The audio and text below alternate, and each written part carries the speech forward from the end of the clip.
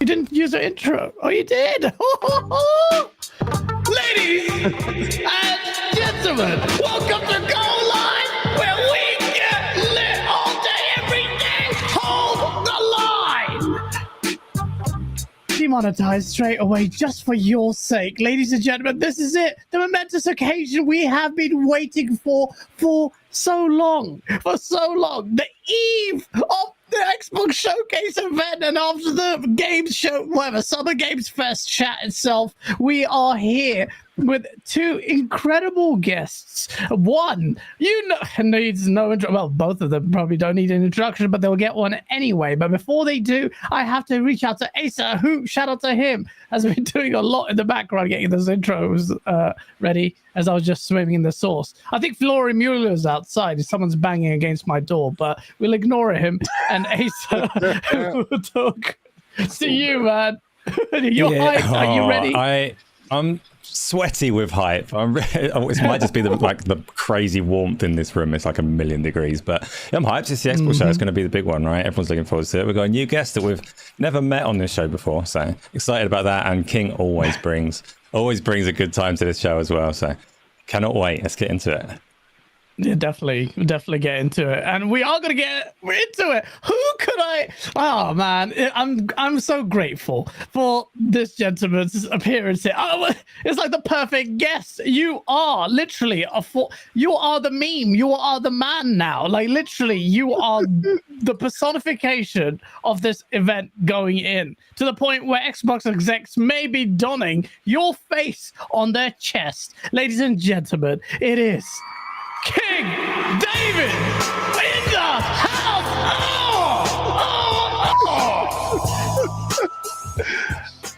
I'm loving you right now. You know I got the beats. Oh man, we got Epic here. This is fantastic. Like I was telling her before, I was watching some of her stuff. If y'all didn't see the Dragon Dogma 2 reaction video, go check it out. It's something that you will absolutely love, and she has really good content. I really didn't know that she was into Elden Ring as much as she is, and I have a new bestie. So yeah, I didn't know about the Elden Ring thing. I think I need you to introduce you to Erica for the win, but okay. Yeah. Okay. She has a lot of stuff. That whole hold the line thing, it happened because I see a lot of dudes playing this. Oh, okay, well, I'm going to get rid of my Xbox now. Because Redfall was bad. Like, you don't got to leave the party and tell everybody you're leaving. You remind me of that guy. Like, everybody's having fun. You're like, all right, guys, I'm going now. No. Just get out. Just get out. Nobody cares. All right, just leave. All right. Trust me, we won't miss you. But don't come back because the door's locked. September, the door's locked. And in June 11th, the door is locked. And don't come back, And then after PlayStation went to bed, oh no, King, this dude going into the showcase and I was going to get slaughtered. Like I was going to get roasted. No, 10 toes down. It was fantastic. It was a wonderful show that they went to bed in, and I knew it was going to happen because I knew PlayStation has no games, and they're holding on to Spider-Man. It's like, Spidey, you're my only hope. Like Obi-Wan. That meme is going on for 2 years now. It's quite a lot for a long time. It's beautiful. So, it's just wonderful to see, people have a voice or people have something that they can galvanize behind. And actually, I mean, if you didn't get the shirt, it's your face. It's your face. This was crazy is, all right, so this face is, my face, but this face is my face too, right? But wait, what is that shirt? What are you talking about my All Natty shirt? All right, so this face right here has my beard when it's colored, right? And this one has my white beard, so I actually have two versions of myself, which is really Gandalf version, the wise one. You held the line. It's amazing. It's the showcase is gonna be so nuts, and I'm fever pitched hype. Tonight's dinner is going to be lobster and shrimp po' boys with a little bit of chips. If y'all from overseas, y'all know chips is French fries. I'm going to have a little bit of chips. I have a nice pina colada that I'm going to make. That's just going to be a little bit saucy. It's going to be fantastic. And that's going to be my pre-dinner before the show. Like, just savor it because it's going to be that good. Yes, tonight. And then tomorrow, what are you going to be doing then? Oh, I'm not going to eat at all before the show. Nothing at all. I don't want nothing on my stomach because, you get nervous and then you get excited. And I know they're going to hit it out the park because the games that I want to be are going to be there. So I know we're going to get into that part, but I've never been this hyped before a show. Man, they did it. You know me. I've been very vocal in my angst against Xbox. I have been I feel like I need to be. And I've even I was after Redfall. I didn't sell my Xbox, but I was pissed. I was pissed that Xbox could insult us with that release, but there's obviously more to it than that. Yeah, we heard Jason Schreier give the reel on it. So yeah, which was interesting to get. As much as I go after Jason Schreier, he does always give us those scoops. But to do what Xbox has done, we'll talk about that. We're going to go into it straight, but we have to introduce this person is making their debut on Go Live. She was already a King David fan, so I was like, I'm not going to tell her that. I had no idea. I had no idea. And then I saw the tweet. I'm like, excuse me, what? So I was so happy. And you can tell from her accent, she just spoke. She's from Australia. That's right. It is epic. Treasure! Oh! 6 a.m. Welcome to the Madhouse. Welcome and apologize. I apologize for the madness in advance. Hello. Hello. Such a calm, muted hello. How are you? I'm good. I hope everybody's good too. We are good. I've been seeing how much you've been on. I'm like, oh my God, how many of these have you done? How many predictions have you done? My goodness. It's wild. It's very wild. What time is it over there, you said? 6 a.m. Oh, shit. Yes. So it's quite early for you. Are you in the future or the past? The future. The future. Okay. Yeah. Okay. Cog is in the past. Cog's in the past. Yeah, definitely is. But he's also the future because he knows stuff already about the show. He's there. He's there in the front lines. But Epic. You're new here. Tell us a little bit about yourself. Like, if you sum yourself up in, as a content creator in a minute, what would you say? Well, I've been gaming for a very, very long time. My first console was the Sega Master System 2, which Australia got very late. Alex Kidd and Miracle World was my first game that I played. But content-wise, I do a lot of tutorials and guides and things about skill trees for like Elden Ring type of games. So, I think one of the first ones I've done on YouTube was about a decade ago, which was Kingdoms of Amalur Reckoning. Okay. So that's where it all kind of started. And so I'd play a game, I'd get stuck, and I'd be like, this is where I can help somebody else because it's guaranteed they're going to get stuck there too. And then it just, evolve from there. So perfecting your character and getting the most from games too. That's my thing. Yeah. So I think Erica in the chat is a massive Elden Ring fan, so I think you two will hit it off. You guys, it's a similar kind of content. She does guides as well, but I've seen you recently. Recently, you seem to be very hyped about the Xbox showcase and the Xbox presence. Indeed, yeah. An Xbox fan?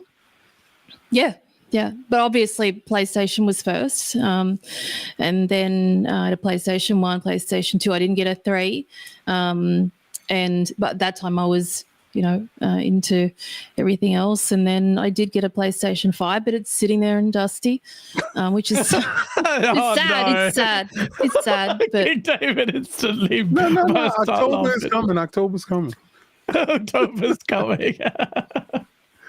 Don't worry, mine gets very sparingly. So yeah. Honestly, if I brought it out here, you'll see the dust, the several layers of it. Alone Epic. It's really sad. It's my PlayStation is always used for one and dones, and then it goes back into dusty mode. But yeah, it's going to be dusty for a while, it seems, like you said, King. But look, we have had a pretty mad week. We had the Summer Games Fest. This was Jeff Keighley's chance to make an impression. This, what are you doing? Gonna get me in trouble. bro, you know what? I'm with you there, bro. That energy. I know. Look, to me, yeah, this guy was, as soon as E3 died, like the announcement came out, and he was like, not even milliseconds later, he was announcing those dudes. Yeah. Oh, he had issues with that, didn't he? Yeah, he he had has a huge problem with those dudes. I mean, you can tell the petty oozing from the tweet. Yeah. Like the tweet oozed petty, but then to actually show up and have regurgitated content. And then you had a TV show and then 2 TV shows and then a lot of mobile. Yeah. But some of the mobile stuff was good. I mean, yeah, the Final Fantasy was really good on mobile, I thought. But I was gonna say, like, Jeff Keighley. I don't know Jeff Keighley, but Jeff Keighley's reactions. Did he even do a poll reaction? I don't know. On Twitter? I don't know. Because he always does it for other shows. I don't follow him. I don't follow him either. But I follow the Game Awards, right? And I'm not really selective with my following. You follow me, I follow you back. He doesn't follow me, so I don't follow him back. Yeah. It has absolutely nothing to do with that. I've met him in person, whatever. But what I feel at the Game Awards show, and I do like the fact that he does highlight a lot of the indie games that won't be shown. Right, a lot of the indie titles that won't be seen by people, and I think that is a place. It needs that, right? But I think he comes up short when he feels like Alex Rodriguez to me. Who's that? Right, he comes up short in big moments. Okay. When you don't expect him to come up in big moments, he does come up. Yeah, he hits doubles and triples and stuff like that. Gets on base, great. But in big moments, he comes up short. Like the Mortal Kombat, the extended trailer, we already saw that. So it's okay that we saw more of it and you brought Ed Boon out and it was a good talk. But then we saw Alan Wake already, but then you showed more of it. And it's just, it just kind of felt a little flat when it was the big moment.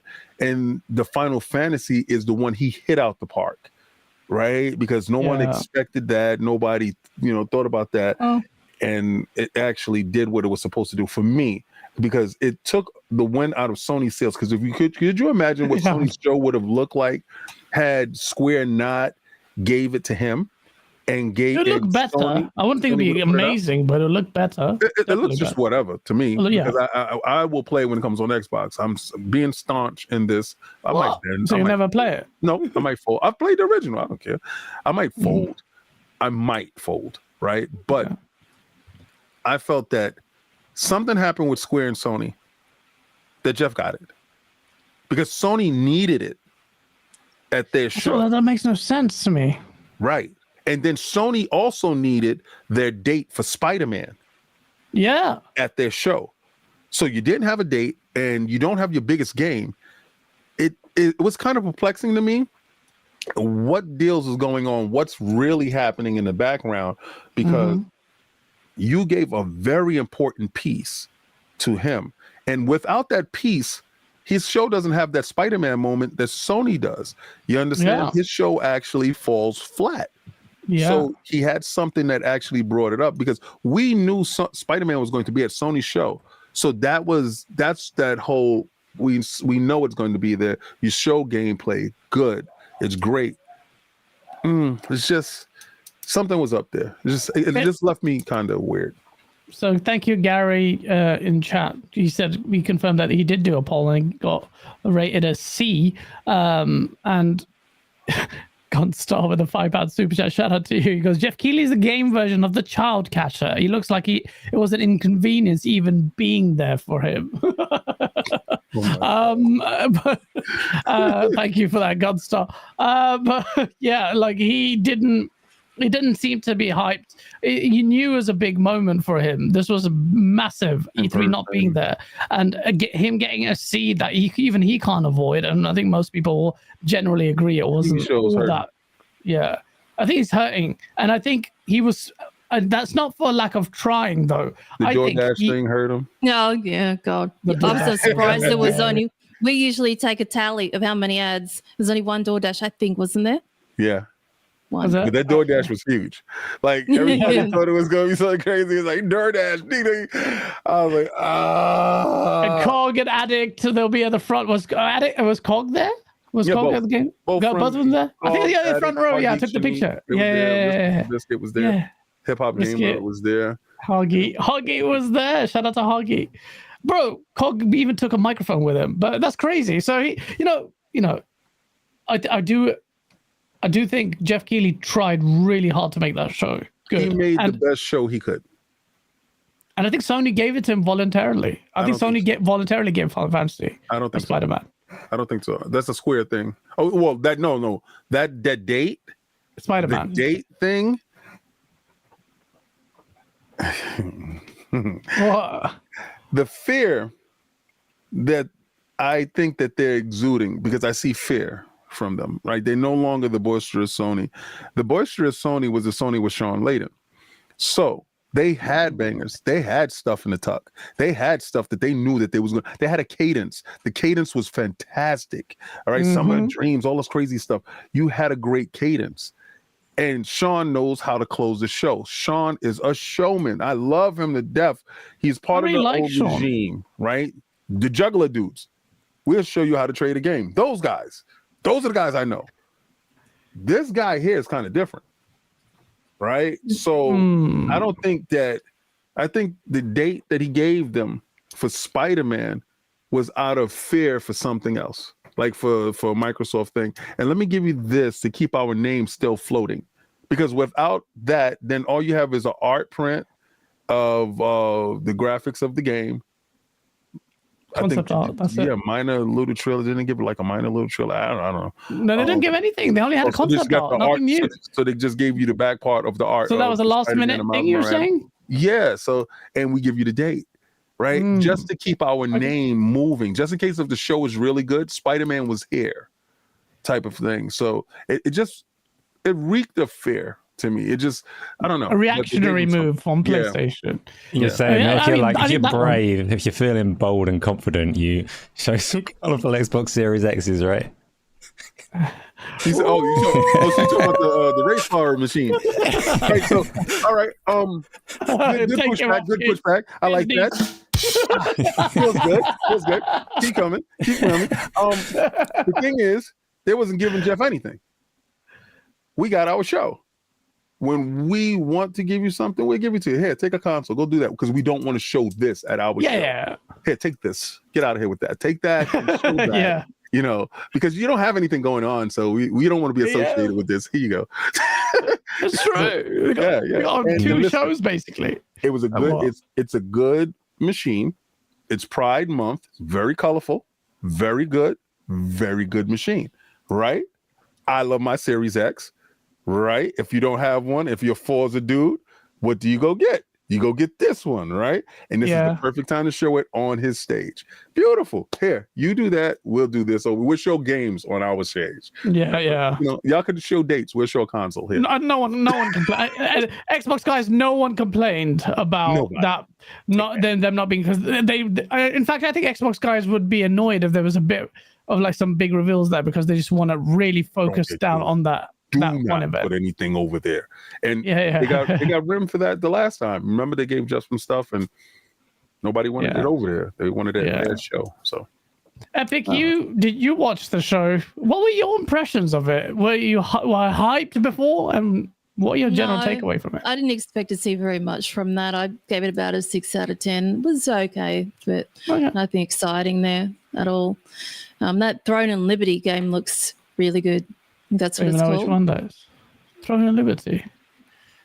Was that an RPG? Yeah. It's going to be on Xbox. I was originally shown to me on PC, and I was like, "Ooh, that looks nice." And then they've got a tech test. You're talking about the one with them in armor? Yeah. And they were smashing it, and they were saying, "Hold the line."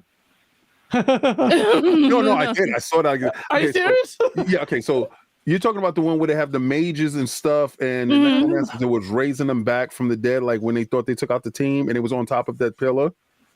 Yeah. Yeah, beautiful game, perfect. Go ahead. It's on screen now. I don't remember this. Yeah, no, Yeah. that was probably one of the highlights of the game, because that was It probably was. one of the most original games that were there at the show that made me pique my interest, because it looked like For Honor. I thought it was an expansion for Honor, and then Yeah. it wasn't. And then one dude took out a team, and they all turned to stones, so they must be avatars or something. And then one guy came up from behind and resurrected them. So it's just, you're gonna have classes and stuff like that. It's perfect. It looks really good. It looks amazing. By the way, I have to give a shout out to freaking H2O, man. He's about the most generous donation. He's in Dubai, so he's making that mad Dubai money. He dropped, I think, the biggest super chat we've ever had. It's $200. He says, Peace and blessings to panels, gentlemen and ladies. Damn, Gaz, I wish your live sessions fell at a more suitable time. It's midnight here, baby. I'm out from Dubai with love. Man, thank you so much. That means a lot. And I mean, we can't go any earlier, man. 9 p.m. here. It's just really early for America. You're actually all right. It's midnight, Habibi. You can stay up. Come on, man. Saturday, what are you doing? You're not going to work tomorrow, so chill, bro. Just watch this. And thank you again. I really appreciate that. Let me read these super chats. Half of these are just saying hold the line. In fact, all of them are saying hold the line, apart from this one. Gaming Muscle with $5 super chat. Not for nothing, but Gaz looks like the Pakistani Jamal Murray of the Denver Nuggets. I did actually Google it. I'll take it. Well, no, I won't take it. I know why you said it, because his head is actually square. That's why you said it. You rude. Absolutely rude. It is like my head. Thanks for that. But honestly, thank you. Black Cobra with a $2 super chat. Hold the line, King. Hold the line. And Shabs with a 20-month membership. Damn, top panel, epic and King. Let's go. Get the sauce going. Hashtag hold the line. And then Donna Kotaku, guess what he says? You will never guess that. Hold the line. Oh, actually says hold the sauce. I like that. Yeah. Hold the sauce. Yes! This will be the Xbox's E3 of dreams, and Blaze will give it another $5 super chat! How annoying is that me to hear? I went back. I was on Rand's show. So to check the comments. I haven't slept. I have not slept 24 hours, and I checked the comments of the show. I'm like, oh, how did I do? I'm like, I'm sure a lot of people complained. Everyone complained. They're like, this guy's a mother. This guy is so annoying. Get that voice thing, the soundboard away from him. No. I'm addicted to this thing. Asa has been trying to stop me using it. Don't stop. Years. I will never stop. I will never change. I read those comments and I masturbate to them. Not really, of course. But on that note, about masturbation, Xbox Games Showcase, I'm mindful of the fact that, King, can you give us an ETA how long we have you for? You got me for 10 minutes. Okay, you mother... You made that way short. I shouldn't even have asked you. It's such a dumb thing to do. I could have sworn you out. All right, 20 minutes. So yeah, okay. Look, this is the showcase. We've got this big look. We've been crying. I've been crying, but we've been whinging and boning, speculating and moaning about what was going to happen. And finally, we are going to taste it. And Xbox, I know PlayStation shit the bed. I know that. We all know that. It's almost unanimous. The most blinkered of fanboys will only think that was a good show. But I think we need to pull that away, as hard as it is, even for me, as I've been trolling with this, and remember that Xbox really does have a lot to prove, because it shat the bed last year with this terrible showcase. Its 12-month promise was broken. It's broken, King. Okay, that's a broken King. Last year's showcase, not okay. See, hindsight is 2020 when you have time. No, right? I was shit back then. No, shit back for then. you it was. For me, last year the show was good because you liked it. Yeah. I think I gave it an 8. But you got to look at the games that was there. You had Starfield, you had Forza, you had all these games, and they said they was coming out in 12 months, right? So if you're gonna give me that, well, hell yeah. That's an 8. I'm down for that. Starfield, Redfall. I never cared about Redfall. You made me care about Redfall. I didn't know what Redfall was going to be. I didn't know if it was going to be a Left 4 Dead or whatever the hell it was going to be. And we started giving information little by little as it came out. Whatever. Give it to me. If you're going to give it to me, give it to me. It's in Game Pass. Whatever. If I don't like it, I'll just throw it to the side. Give it to me. I'm dead. Because games, give it to me. I'm hungry. Yeah. Right? So last year's show to me was really decent. Now they put expectations on their back. Now, Sony's fumbling of the ball has nothing to do with the expectations on Microsoft. Microsoft expectations are their own. Yeah. Because they didn't live up to that 12 months promise. So you're going to have people coming at them saying, what are you going to promise that you're not going to deliver this time? And I think they have to have deliverables. This year has to be deliverables. 100%. So it's not going to be, and then you can show some future stuff without a date. Right? Show some future stuff without a date at the end, tease some really great something, but have deliverables that punches you in the mouth and let you know that, AAA first party games, this is where he's going to be, right? Just isolate the PlayStation thing, just put it away. We've had mid shows and everybody's looking at Xbox to save our expectation for shows. Right? We don't want to get used to watered down garbage show. We don't That's actually want a great to be point, the norm, actually. right? So Microsoft is actually the last bastion because there's no more shows because we know Gamescom is going to take bits and pieces of everybody's show and have it at Gamescom. You might have one or two announcements there, one or two. Microsoft is really holding a line for gaming. As far as Tomorrow's show is huge because any PlayStation guy can tell you, okay, that show sucked.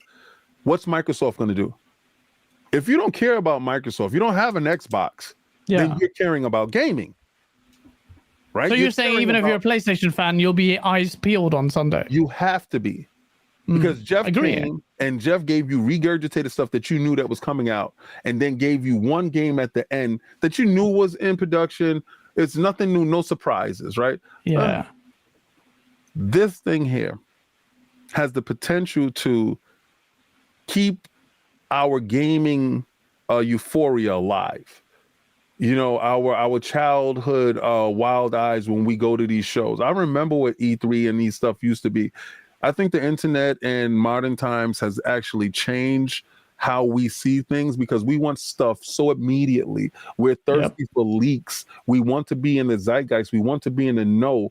It has taken away from the shows. So it's very hard for these guys to craft these shows together and to keep everybody's lips, sealed. So that's why when Hi-Fi Rush dropped, a game of such high quality, good music and stuff like that, and then Stealth dropped, how did we not know about this? So that's the big thing. So what you want to know is what's going to be the moment tomorrow where we didn't know about this. And oh my God, they're actually holding gaming, that euphoria, that wildness alive. Because we know about Forza. You know about Fable. You know about Avowed. You know about Perfect Dark. What do they have in the cut that we don't know about, that we need to know about, that we're thirsty for? Why are we showing up here? We want to be fed something that we've never seen before, that we've never heard before. We want the wonderment. That's what we're showing up for. I think this year, though, King, this year, gamers will be, including myself, because I see myself as a harsh critic on this. It's probably an understatement, but I would say I would be happy. I would actually just be happy with gameplay for everything. I say one or two new announcements, but I'm not really looking for the new IP announcement because the next big thing is actually seeing what these games look like for me. So for me, it's like going to be a big deal. If I was saying this on Rant Show, if I saw Perfect Dark, I'll be shocked because I don't think that game is anywhere near being I said shown. It'll be at the end of the show. So before I go, you think that's going to be at the end of the show? Before I go, I'm going to give you my how I think the show is going to go. Yeah, thank you. Yeah, that's interesting. And if I'm right, I'll be crowned. Right. You already have the crown. How many crowns do you need? I don't know, platinum. I think they start the show off with Forza.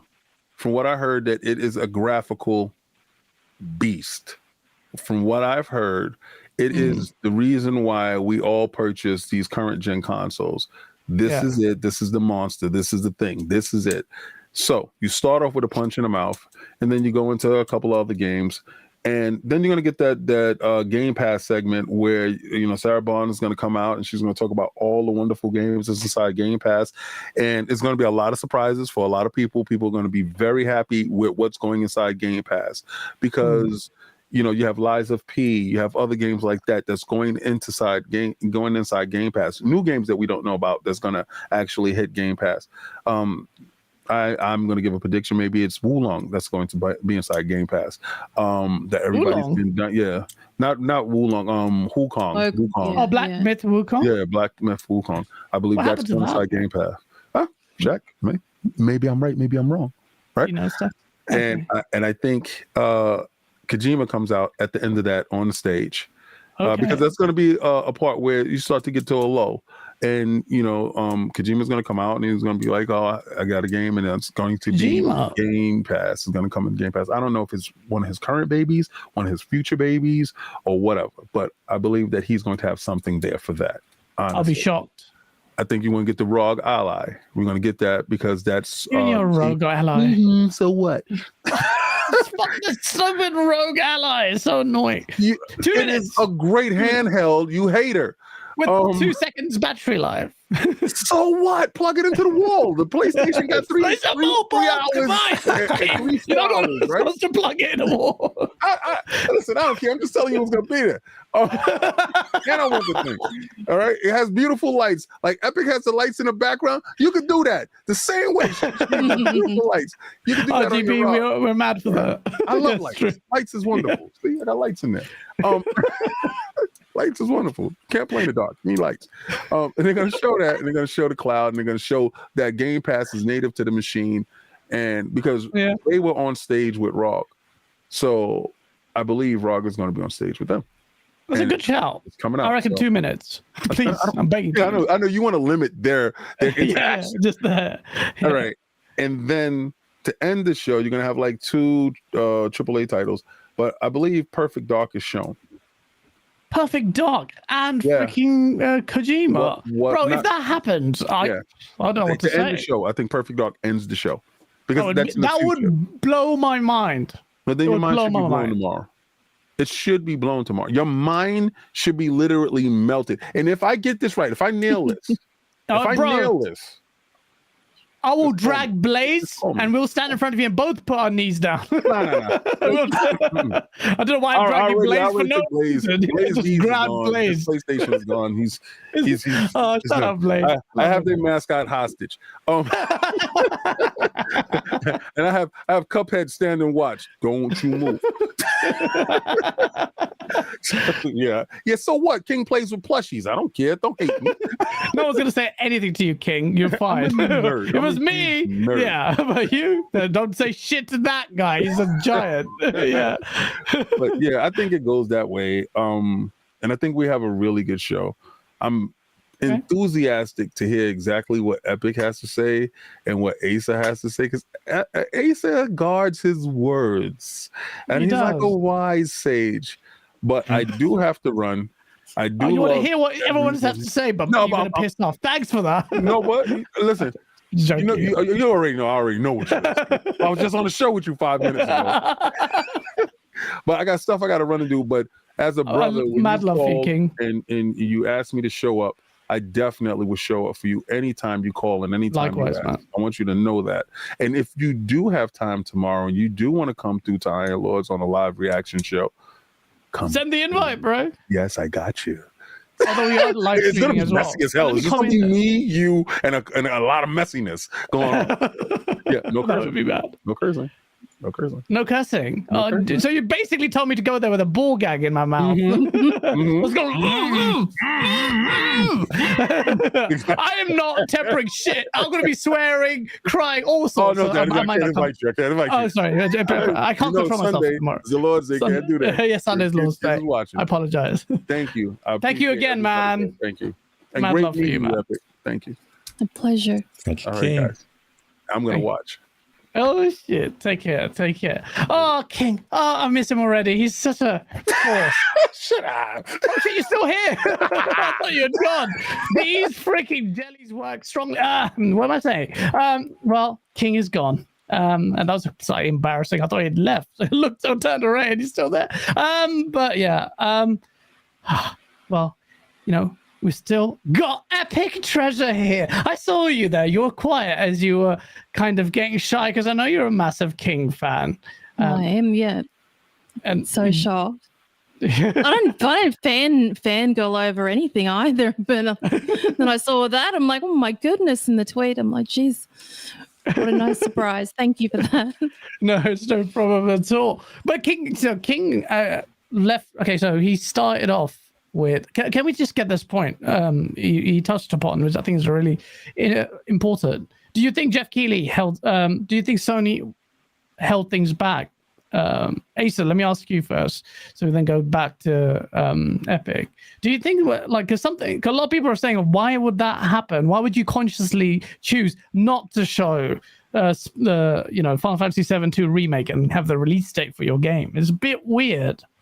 Well, on the one hand, it is a little bit weird because a lot of people came away from their show underwhelmed. If that wasn't the case, if we'd really loved Sony's show, then it would make all the sense in the world to save a couple of bits to expand to that other audience. Because the Summer Game Fest is different. Like, Sony's show is watched by real enthusiasts and Sony fans who Sony have already got in the bank. They're people that love the PlayStation and want to know what Sony are doing. Summer Game Fest is watched by everyone with like a mild interest in games.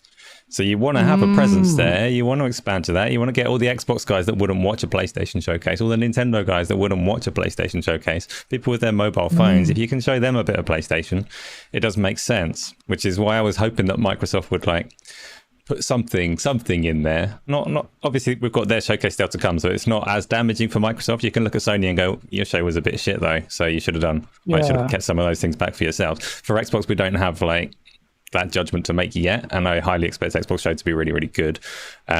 So I can understand Sony trying to reach that other audience. I'm a massive Final Fantasy VII remake fan. I hated that trailer at the end because it showed far too much, but it's exciting to see that it's coming along. Yeah. I still haven't played Final Fantasy VII remake, and I really want to. I've got it. When do I play it, Asa? But I need to play that game. But I was going to say on that point, so you think PlayStation wanting a presence at the Summer Games Fest because of those, enhanced reach? It's one of those things if you've only got so much content to share and you've got that balancing act to play, they don't want nothing at Summer Game Fest because it is a valuable audience to target. So they just were between two shows spread a little thin, right? Yeah, no, but Christopher Hart, they had a shit PlayStation showcase. The both of us. As a PlayStation fan, shush. But I was going to don't shush. You're going to keep talking your shit. But I was going to say, Asa. So would you think PlayStation were aware that their show was weak because Jim Ryan didn't sound like he was weak, and he was very bold and saying, but that's a difficult one to get their perception on what's true because they're going to come out and they're going to give you the PR and they're going to say, "Oh, stuff's really good." They're not going to come out and say, "Oh, sorry guys, turns out the games that we showed you were a bit pants" or something like that. So you can't really read a lot into it. You can't really garner what their expectations for it were from the things that they said afterwards. I will say, if you're a PlayStation fan right now and you watch Summer Game Fest, you weren't watching that show thinking, I'm buying, wow, look at that colorful Xbox that you can't even buy. They've got my attention now. There is value. Xbox could have they could have put, I would have loved to have seen Forza there because I think Xbox are going to have a really strong show on Sunday and they've shown enough Forza. So stick that in the Game Awards and say, look, this is the prettiest game that you've got. Not Game Awards, Summer Game Fest, this is the prettiest game here. If you haven't already got an Xbox, look what you're missing. That would have made a lot of sense to me, but we got a colourful Xbox instead. Okay, well, that's an interesting one. Before I come to you, Epic, let me read these super chats. $5 from Severin Evans. The enemy has air superiority. We have a better infantry. We're going to beat them up to death on the ground and drag them in the water. King David. That's a King David quote. King David comes out with some madness. RDX Son of Fat, thank you for the $14 super chat, which will probably be the most amount of money anyone spends on Exomecha itself, because you just super chatted that to say, do we see Exomecha or is it actually dead? I completely forgot about Exomecha. Has that been cancelled?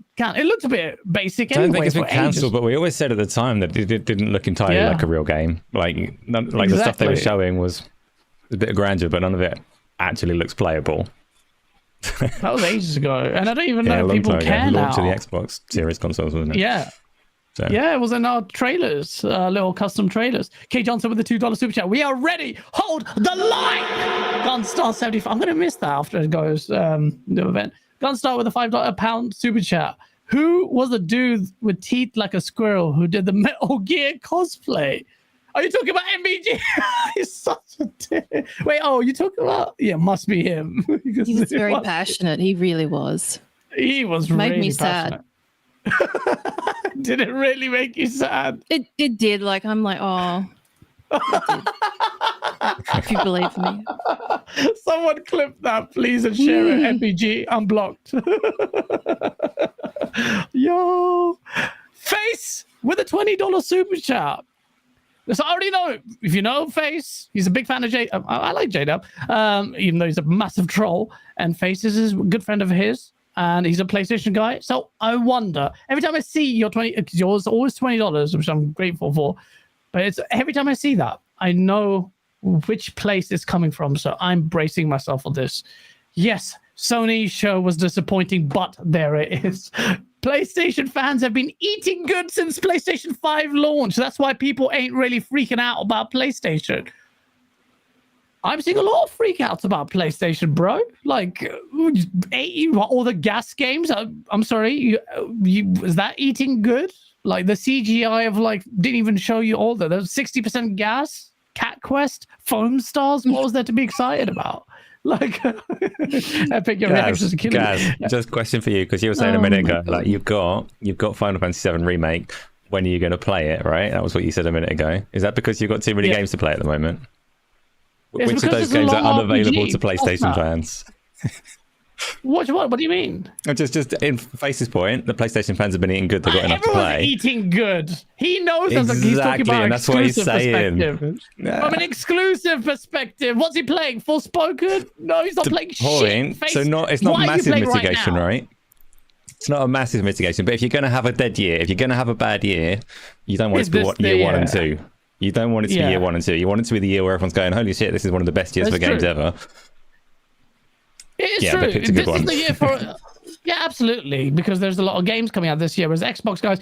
And that's a good point about the vacuum from even multiplats last year. Was it what was the big multiplats? Am I not really remembering? Wasn't much. So this year, most people will actually practically be playing a lot of multiplats. So that helps you as a PlayStation fan. And PlayStation's failure. I'm such a dick. But on that point that we were talking about, we'll move on from the Game Awards because it was a shit show. By the way, shout out to 816 people watching. Smash that like button. Okay, so the PlayStation shut the bed. The Summer Showcase was crap. But let's talk about the games showcase. You know, I'm gonna be hyped about this. We have to talk about what constitutes for you, Epic, a good show. What would you think would be successful for the Xbox one? Yeah, tomorrow. So forget Summer Games Fest. We're talking about. I'm like you. I don't think I need to see new stuff left, right, and center. We just want games to be delivered that were promised. You know, I don't expect any of the others. Besides, I would love Gears 6. That would make my day. That might come. Gears 6. You know, I hope so. But I'm pretty. I saw my Dragon's Dogma, so I'm pretty happy already. But I have to mention in regards to the previous one that we saw with Jeff. I think PlayStation held the Final Fantasy back and let him have that because they already had Final Fantasy in theirs, so they didn't need another one. That's true. And I think that the date was added. I think you're on the money to lessen the blow. That's what I think. I think you're absolutely on the money. I think they made a conscious decision. It's a great point, actually. They had 2 Final Fantasies. It would have been. Well, I mean, there's nothing wrong with showing them both, but it would probably, you can see that in the boardroom. They're like, right, we've got Final Fantasy. We can afford to put that there. and it's not that long after our show anyway, so it's not going to be big deal. And Spider-Man may be a reactionary move because there was a just concept art and a date. I don't think the game is coming in hot though. People in chat, you guys are saying it's coming hot. I think Insomniac have earned the right, a benefit of the doubt. It doesn't look like it. Yeah, some of the visuals didn't blow me or many people away. Don't think it's coming in hot though. But I might be wrong. You never know, man. In this industry, like the surefires have not delivered. But Xbox, you're asking for more gameplay. Now, if you're going to start the showcase, what game would you pick, or what game do you think will start the showcase? I think Hellblade 2. That's a sick shout. That's a sick shout. It should be Hellblade. I was talking about this in Dutch's show. That's the perfect game. Yeah, because last year it was Redfall, and I think the Hellblade 2 is safe because, if you have something that's unknown, it's too risky. And then the band Heilung, which did all the music for the first one, it just has that dramatic presence and atmosphere. And I understand what King was saying about Forza, which makes sense because Aaron Greenberg. Forza is definitely not in the start. I would not. Yeah, I wouldn't think so. But because Aaron Greenberg said that there wouldn't be first-party CGI, it would kind of make sense to have a beautiful game that would show the gameplay with Forza though too. So I don't want it show though. I'm not saying it will not start the show. It might do, but I'm saying it shouldn't be at the start. Yeah, I agree. But I think it's like Fable could, but I would prefer to see Hellblade. Fable would be crazy to start with. Fable would be. Everyone is good. Asa, what would you think? Would you ever green light Fable being the first game to be shown? And then if not, what would you pick? Hellblade is a good shout, except possibly for the fact that it might be quite a long showing. Right? If you're pacing them out, I would think they've got a lot of Hellblade to show. So I'd have to look back at some previous shows and see if that's normally the way these things kick off. Maybe something. They do. Do they start with a long one? Because in fact, I remember one. I think it might be a Horizon or something. It was like that. It started off 10 minutes. So maybe it's COD. It did, didn't it? Horizon started with that photographic trick stuff. They could pull that off again with Hellblade. That's got the photorealism going. They could go, here's a landscape. Exactly. 10 words killing stuff. Right. They could do that. That would be a cool opening to the show. Things like Avowed as well that I really want to see. I'm quite different to King, like both of you have said. King was saying that they need to not regurgitate, not chew out the food we already know about, but surprise us with some new stuff. I actually think Xbox could put together a show exclusively made up of games that we already know about and still have a cracking show, because we know about so many games that we've known about for so long that there is enough content there to put together a show that beats anything else this year by a distance. So that's the reason that I'm thinking like they have to knock it out of the park. There's bound to be a couple of disappointments, like things like State of Decay 3 we should be seeing by now. I'm not sure that we will. I doubt it. But just literally on the slate of games that we know about, they should be able to knock it out of the park with those. I think so. I think definitely. Can you keep it close? I mean, that's a conservative show, but it's still really good. No, not Redacted Dirt. Did you say Scalebound? Why can't we know? No, read that. Scalebound. Scalebound was shit. Okay? It was always crap. It never looked great. What was so good about it? I was thinking this I think it was on Dutch's show. Rand's show, I think. Because someone else kept mentioning Scalebound. Flip. Rand, you did a super chat that I deleted as well earlier. Oh, no way. Oh, there it is. I found it. Sorry, Rand. Got to give a big thanks to Gaz, he says, for coming on Xbox. Bro, is that how much you're paying me in the super chat? Bro, you don't have to do super chat, man. Hashtag hold the line. Oh, bro, I loved doing your show, by the way. It was so much fun. It was a kind of sad to see all the comments this guy's fucking annoying. But there's that point. Sorry, that was me. To be had. I'd be happy if it was you instead of some random. But yeah, I get it. Acquired taste and all. But Scalebound this is not an acquired taste, man. You have shit taste if you want that back. Bro, what was good about Scalebound? What was good about it? The protagonist was the stupid generic Dante wannabe Wish version of him. The dragon combat looked crap. The co-op looked like it was tagged on. It had 4-player co-op, and all I saw was the same skin, different colored jackets. We had Beats headphones.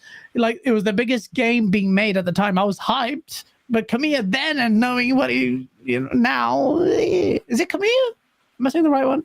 Hideki Kamiya? No, I don't know. Chat, let me know.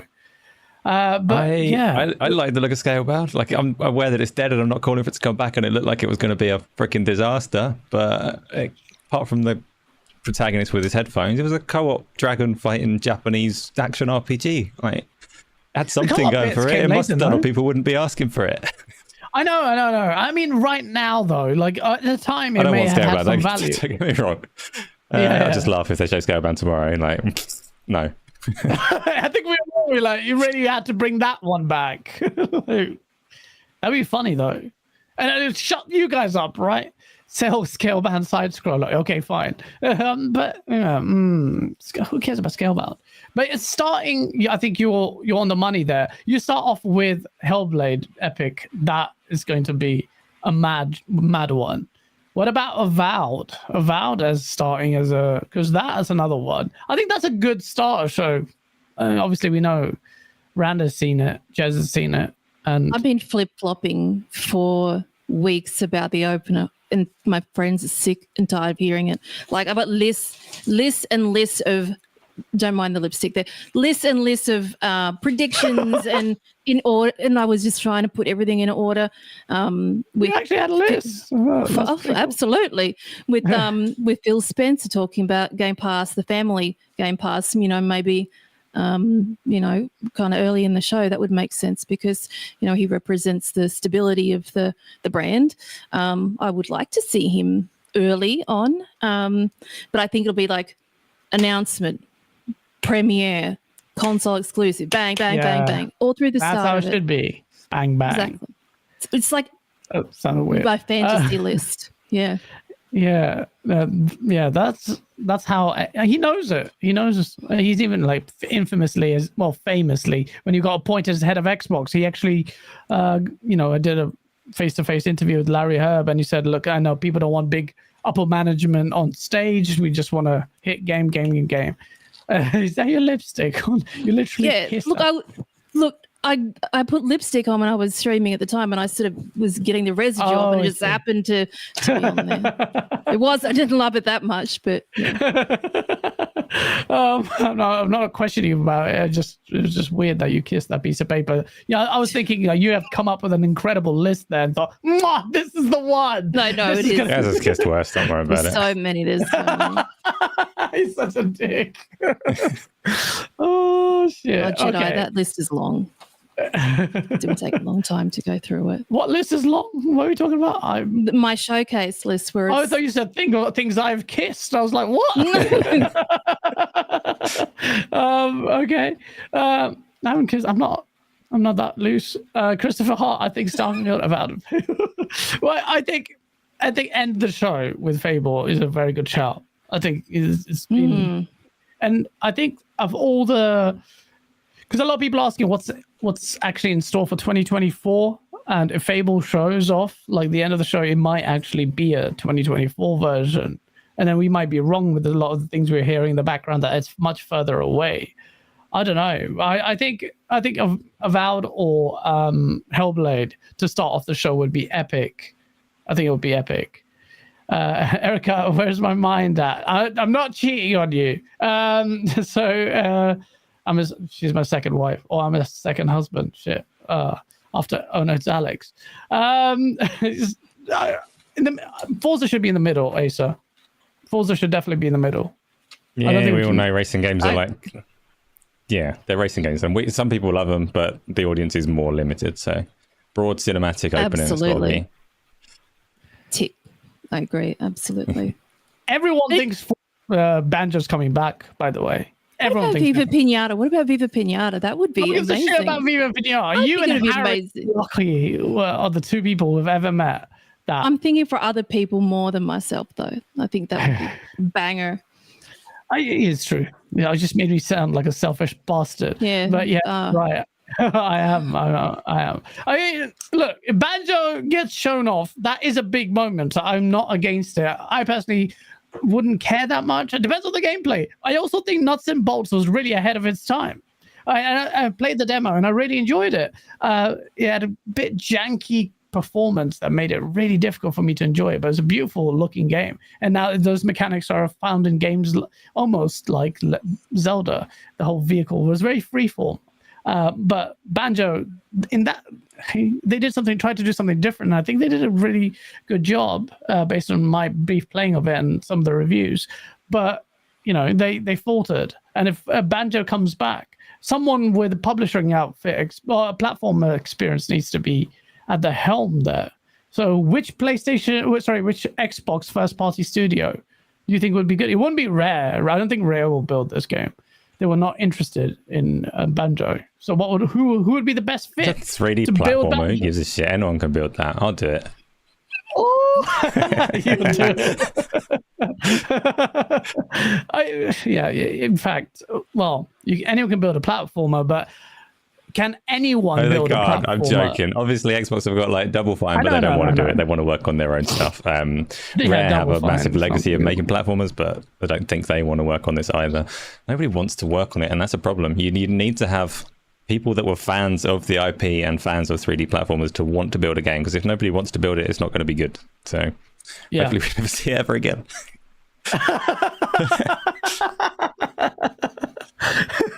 The way you dropped that. Were you Banjo fans, Epic? No. Sorry, chat. Let me do a poll, okay? You guys, I swear to God, I want to know how many of our I see in other podcasts, yeah? And I know there's a lot of overlap between the members, like the things, but I'd be proud of. No, I'm not going to guide these. Not that anyone gives a shit what I think. But would you be excited about a Banjo review? Yes, no. I am. So tell us. Zane Bashir doesn't like Banjo. That's the correct right answer. Oh, no, it's not. I actually thought it was pretty decent at the time. I just don't know what you would do to make it relevant. I voted yes. I voted yes because I would still be excited, even though it's not for me. It'd be it's just as a name, checkbox exercise, fine. But I would have some pretty hard questions to ask, or I'd have to be massively impressed by the gameplay, though, because it's still pedigree. This is why I will be shocked, and the hype is getting to me. Otherwise, I wouldn't even entertain the notion of Perfect Dark being shown at the show. Asa, do you think that Perfect Dark is actually anywhere near being ready to be shown based on what we've been hearing for so long? That's difficult because everything that we've been hearing has been like people leaving and all the rest of it. Crystal Dynamics taking over, but Crystal Dynamics are an efficient machine.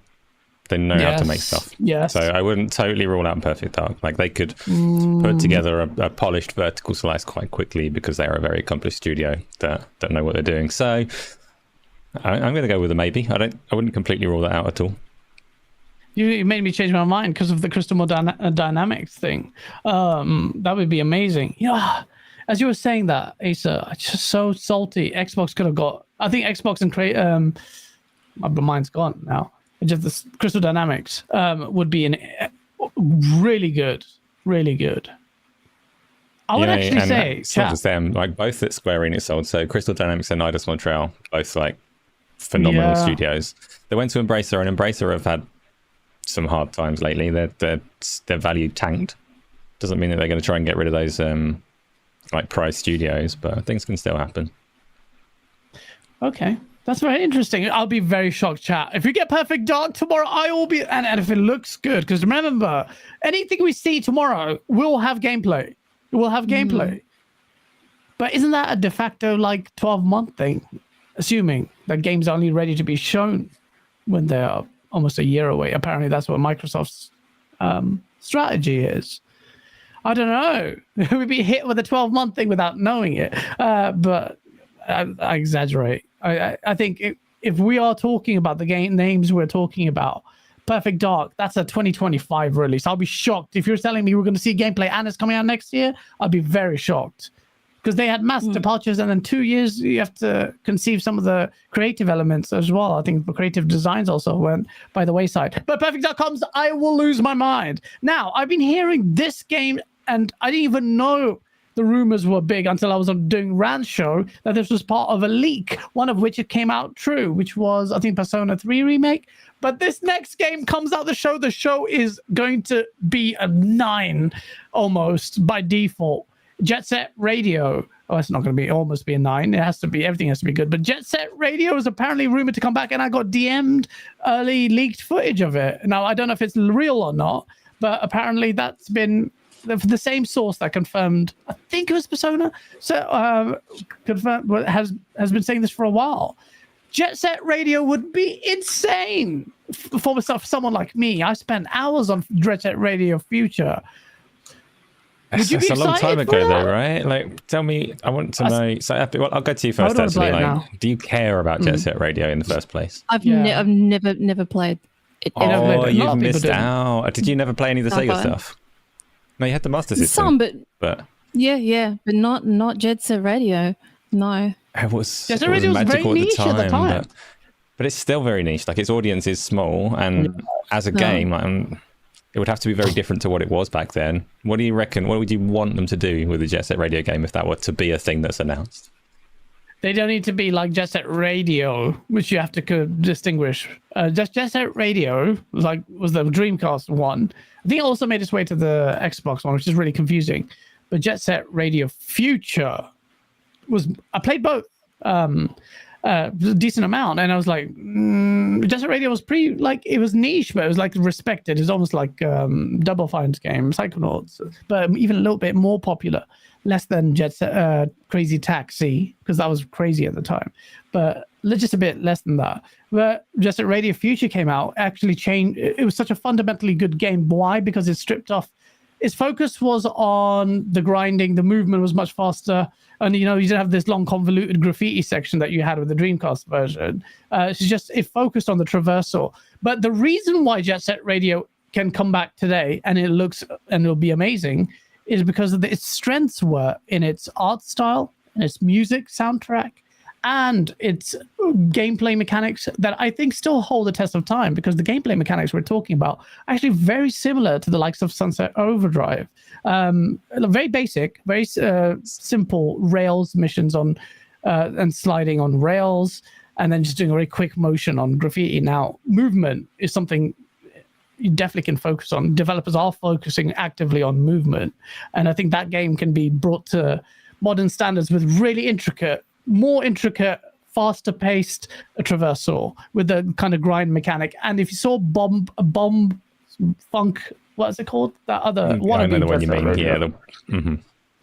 That looks like I agree with you. I don't want to do a massive Jet Set Radio, Jet Grind Radio rabbit hole, but you're right that it was like style, art and visuals were like pioneered cel-shaded visuals at the time. So a lot of its reverence is for the fact that it looked like it did and it sounded like it did, and those things won't carry it anymore. So I think they have to make it something quite different to the game that it was back then. But I loved it, so I could have it again. It is hot. Yeah, no, I mean, look, sorry, so someone in chat, thank you, X-Don Otaku, he says Bomb Rush Cyberfunk. That was the name. That's the name of the game. It's coming from an indie studio. I want to see a little bit more of that before I'm completely satisfied. But, if they do, I don't know, who's going to build that? Who's the developer? I know Sega, but internally of Sega, was there another studio? I don't know. But, that comes back. And Sega and Microsoft, Xbox have been very cozy with each other. They're very cozy. They've got a very good relationship, which is that's why a lot of people assume it's going to be, acquisition season with them. But this looks literally I mean, I wouldn't even call it an evolution of Jet Set Radio Future, because it looks so much like it. It actually looks almost visually looks the same. It hasn't improved. So, but not that you would really need to, because the art style is kind of really cool. It's really cool. Those colors are brilliant. I find that so unique. If that comes out, I'll lose my mind. I know personally, it may not be for you guys. Spinoa, you are right. It looks really empty. Just why one of the things I noticed, because it's a very small indie outfit. I reached out to them 2 years ago, and I said, "Hey, can I just do an interview with you, or just to get a little bit more information?" And they were like, "We haven't got much to share, because can I get some assets to do a little bit of because I'm really excited of Jet Set Radio, and I think it would be positive for you if we showed it. I mean, I would only do that if I actually gave a shit about the game, because I had a really cool idea for a video, including actually getting my friend who does graffiti to spray on the walls as I did a little bit of rollerblading and like a fat slob and just dying on screen for you guys. But yeah, that you know, I'm really excited. That for me, that would be huge. And a lot of people, and I get it. A little banjo for you would be massive in the same way. So I get it. Everyone's different tastes, different strokes. But one thing I will say, am I allowed to say? I'm going to say. No, I did say it. Bonding Dutch on his show, they said it, and Colt Eastwood also confirmed this to me. This may age badly if Microsoft are completely out of touch, but the news is, and I'm hearing from multiple sources, Xbox execs are extremely confident in this showcase. And they're just going around with massive beaming smiles. Not like they normally are, forced with MDMA and Coke. No, this time it's legit. They're all off that stuff and naturally hyped on that sentiment. So they are massively confident. They're not normally like this. In fact, even on social media, you got Aaron Greenberg saying, "Don't temper." Like, I'm not tempering expectations. Normally, it's like, chill, but he said it to them. Wear two pairs of underwear, I think. Yeah. Oh, yeah. He did say that as well. Like, it's like, that's a bit weird, but yeah. Actually, he's excited. Yeah, that's a great point about that tweet, actually. Forget, you don't need me to say it. The guy's literally telling you to wear 2 pairs of underwear because you're going to shit yourself twice. That's exactly what you were saying. If you think about it, that's what you're saying. Wear 2 pieces. It's a weird analogy. It's like, because you must have thought mentally about the defecation of it all. And you publicly announced it. It's a weird analogy. People take it very but I actually say shit yourself. He just said it in a roundabout way. It's funny. They're massively they were massively confident for the 2021 show. Says Oracular fan. Were they? No, they weren't, man. Bro, Colt was there at the time. There was all the usual, like, we are very happy and excited. Now I'm telling you, this is more than that. So imagine they fail. After all of that, it's such a bad blunder. I don't think they will. We'll see. We'll find out. Because do not underestimate Microsoft's ability to shit itself as well. That's why it wears 5 pairs of underwear. But yeah, I'm hyped, man. I think it's going to be a big one. Phase 23, Brooklyn, New York, with a $2 super chat. What makes you guys choose Xbox as your platform? Multiple reasons. Well, let me ask you, Epic. What is your platform of choice? It's Xbox easily. I just like. Okay. But most of my friends are on Xbox. I just love the interface of everything. Like when I get onto PlayStation, it's just everything's jumbled and foreign to me for some reason. I don't know. It's just it doesn't gel with me. It doesn't. And the trophies just I don't know. It's just I like the trophies better though. Do you? I don't like the pop of them. Yeah. The sound of it is not the serotonin release you want, but exactly. I like the trophies, the platinum idea. I know when I get on it just feels. I don't mean to be rude, but it feels fragile. You know, the whole interface just feels very. Yeah, I know what you mean. It's more ballsy and probably better than the Xbox One anyway. In terms of, I find it really. I keep holding down the PS button down for that menu, and it's still never get used to it. You just tap it once. But the control is. Oh my god, the control is absolutely beautiful. I love using the PlayStation controller. The PS5 control is amazing. When you play Horizon Forbidden West, you can feel every little like rock and bit of really like with the haptics. A bit and. I mean, I get immersed obviously into that sort of stuff, but I accidentally I was in my photo mode. Dodgy, but yeah. I zoomed into Aloy's hands. What are you talking about? To what? Horizon Forbidden West when I was in photo mode, and you could see all the calluses on her fingers. It was just wild, and I'm like, it's incredible. But I love the control. Back to the controller for PlayStation. I like that. I don't like where the sticks are at all, but yeah. Yeah. But I prefer Xbox. I wasn't a plug for PlayStation, but I'm just saying.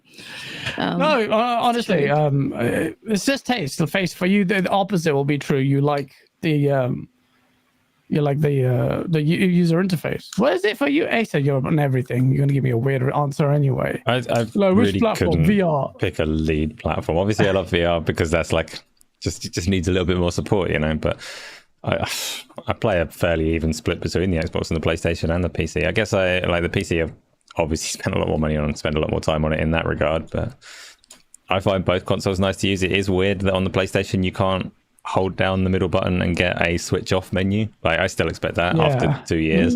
And it's such a simplistic thing to add that I'm surprised they haven't. I'm surprised they haven't added like any alternative to quick resume, because they could do that.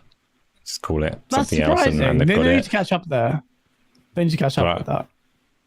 Besides that, and I like them both. It's an easier way to be. I can play what I want. I'm fortunate to have them all. You know, I'm not a massive fan of like exclusivity and stuff anyway. So yeah. No, but you know, this is like King David said, it's all on Xbox to revitalize the industry. I do think that, you know, how highly romantic as that sounded, it's actually quite important, because this year, like this marks the death of E3, official death of E3. We had the Summer Games Fest, didn't really scratch that itch. It was a pretty poor show, and PlayStation has shit the bed, as we know, but we've got Gamescom. Now, Gamescom usually is kind of what King was saying, like a summation of everything that came before, like a montage of everything, but a little bit more comprehensively available. You get to play these games. I can't wait to go Gamescom. There's going to be, last time I went, there were like over 350,000 people. That's just such a weird number. Like, that's such a high number. I think E3 was like 50, 60,000. Max capacity, chat Americans, if you know, tell me that. But apparently they're thinking of breaking records this year in Gamescom in terms of attendance. I'm shocked by that. Look, where's that coming from? Is it in Germany? Maybe. I think, you know what? I have some German friends, not Boxenberger. I'm talking about other work colleagues. The pandemic, maybe lockdown stuff was a little bit harsh there. So now they're kind of getting their big resurgence into, you know, just getting into the mode of it. Because if you don't know, Kuhn, Germans tell me if I'm butchering that, the whole city gets lit during Gamescom. The whole, and I mean, they'll dress up bus stops and everything. The whole, like, massive statues. I was shocked. I did not expect that when I went in 2013. Like, we were like, what? This is going to be like a sweaty little London XL's type freaking warehouse thing. No, the whole city gets lit. That's amazing. I'm actually hyping myself up now. Getting goosebumps over. Yeah, because we got a wicked group of people going, Wandering Dutch, everyone, Forza Irwin, all these guys are giants as well. They're gonna make me look like an Oompa Loompa standing next to them, but fuck it. It's good. They're all going. Like, even Mads might be thinking of going, and hopefully some Americans. If you guys never leave your own fucking state, man, like, just come. It'd be so good to see Americans there. It'll be lit. But Germans are crazy, and German cosplay, I'm not gonna lie, it's kind of toasted. They go full bang, do they? Not only do they go full bang, but Germans have pretty mad bodies, unlike Blaze 4K in the chat. Wait, Blaze, you going to Gamescom? Bro, don't you even tell me. Blaze, don't even shit me right now, because that would be epic if you're going. I don't know any Americans going to Gamescom, and it will be a big event as well. Phase 23, Brooklyn, New York, with a $20 super chat. I was on Xbox 360 for the whole jet. Really? Okay, that surprised me. Then all my friends switched to the PS4 and then PS5. A lot of people did that. I didn't do that. I thought I was going to, because I said that spiel in the interview and the launch. I stayed on the Xbox because the environment was there. Then I went to PC.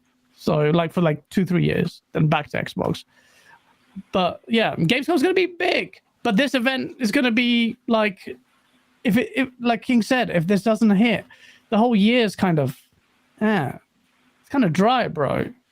So Xbox. They're different, aren't they? So, will like, Gamescom is more for the fans. They don't have. You get some shows around it and some announcements, but it's this summer bit is the big announcements, and Gamescom is where fans go to meet. Which is it's funny because you look at the Summer Game Fest and the way that show is delivered and paced, and I watched that thinking, in-person events, like maybe it's time for them to die, because all of these people that they're bringing on stage to talk about it, when you're watching it live on the internet, it's like, oh, this is just terrible pacing. If you're live and you're watching it in person, it's probably great, but there's like some separation like there. And Flute Gamescom, guy. well, yeah, and Gamescom doesn't do that though. They don't. The presentation isn't broken down as if you're supposed to have a live audience. It is a massive event for fans with freaking loads of fans. So you go and meet people like Blaze, hopefully, and that'll be a wonderful occasion. But it's not the big showpiece event. That's tomorrow. Yeah, it is. The big showcase. Yeah. I'm still sad that we don't have in-person events, because I think it's just like in an in-person event now tomorrow, and Rand made a good point about this. Of course, I forgot about the Cyberpunk expansion. It didn't get shown in the showcase, so it's most likely going to be shown off at Xbox. Now, how nice would it have been to have an in-person event like we did with Keanu Reeves, but this time Idris Elba steps out? I think that would have been amazing, and that kind of thing you don't get, because that was like one of those highlights of that year. Like this guy who was so cool. He's such a nice guy. I saw him. His acting may not be that great. What's his name? Keanu Reeves, but he's great. But he just plays the same like wooden character. But he's like from that moment up until now, he's kind of aged gracefully and just been cooler. Like the John Wick movies really hit, and they keep hitting. And 4 came out, which I didn't think it was like all that, but that was an event. Like, he came out. I like that he's progressed from like whatever level he was at, and now he's just like, no, fuck off! I'm not cutting my hair. This is my character in every film and game now.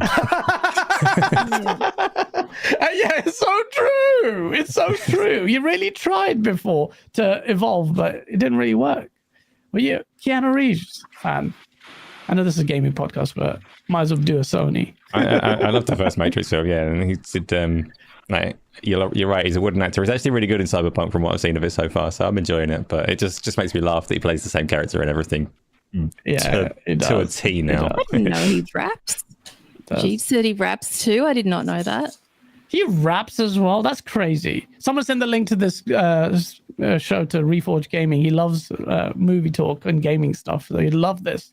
How good was Nicolas Cage at the showcase? So he looked like Nicolas Cage. Good to me. Like he didn't look like he aged very much. I'm like, oh my god. He hasn't aged that much as well. It's kind of sad. Like we're getting older, and we see a lot of our heroes really get old. Obviously, it's sad. Nicolas Cage had those like clips holding his skin back behind him. I love how he didn't read up a teleprompter, and he knew his product. He knew exactly what he was talking about. It was just, it was nice to see. Oh, Idris Elba's a DJ. Yeah, not freaking Nicolas Cage or Keanu Reeves. Keanu Reeves. Like, what? Yeah, he cannot rap. Idris Elba can rap, but his last song was a bit like the music video was cheesy as fuck. Do you remember that? I actually thought the beat was all right. I don't know what people were complaining about. The video was a bit weird, but Idris is good, man. I think he's got good. People, I don't know why the lyrics were a bit. The video was a bit. Shit. I see you in the chat. 108 Dragons, let's go! Oh man, it's gonna be a big event, man. Like even if fine, Idris Elba's not on stage. We're gonna see some third parties as well. I don't know. I saw the mention of Grand Theft Auto, exclusive marketing, and I'm like, nah. But then if you think about it, Asa, would you be stupid not to attempt? And there should be a bidding war, right? Very vigorous bidding war for GTA 6 publishing and marketing alone, marketing. Yeah, there should be. It's like, I don't know what to say on that one. Like Take-Two can wave that in front of everyone and charge whatever the hell they want, really, wouldn't they? And there'd be people bidding for it. So whether Xbox will see the value in that, like there is a distinct value in that. It is a massive proposition, but it is going to be an expensive proposition as well. And obviously, like the dream for us would be that they don't just get marketing, they stick it on Game Pass. But it's like, too expensive. Yeah, imagine. Holy smokes. Yeah, I would think that for not Game Pass one. And that's where the problem lies with and I've seen a lot of ponies say this, but I actually do think there's some credence here. Xbox, Xbox has big wallets as well. And in Game Pass to it is where it wants players there. So you could actually justify they're spending 70 billion on ABK. I don't think that any metric of Grand Theft Auto on Game Pass. Fine. It might happen. That's wild. Imagine. That would be epic. And Microsoft should just put a lot of money on that, man. I don't care. Are you talking billions? I would say spend $1 billion. $1 billion. There's a lot of money, Acer. Well, third parties are hard to get excited about GTA 6. Like, we've had all of these. It might be one of the topics today. It was kind of hinted at that it might be, but we've had all of these topics about subscription growth stagnating and all of that kind of stuff. So you do also have to wonder, like, what kind of appetite they would have for that. What kind of appetite Microsoft have got to keep dropping money on things if they can't expand beyond the console space and all the rest of it. But you said a topic list, but what is there some news that broke about this? No, I just thought you had it on the topic list. There were some reports during the week that like subscription growth has stagnated. It's up like 2% from last year, whereas retail box sales and digital download, like direct sales, are rocketing to the moon. So questions over what people want was a topic of the week. But I didn't know that. So that's I don't know where I swear I saw that on like your YouTube description. Maybe not. I'm making it up. Ignore me. It was a dream. I'm very tired. Yeah, you're tired. I haven't slept for 24 hours. But yeah, no, I didn't see that. Doc, you secret pony, you've been galloping. I've been watching you, side-eyeing you, the company you keep. Doc. He's going to the dark side. He's going to the PlayStation side. That's the wrong dark side. You should be at the right dark side, bro. I'm watching you, bro.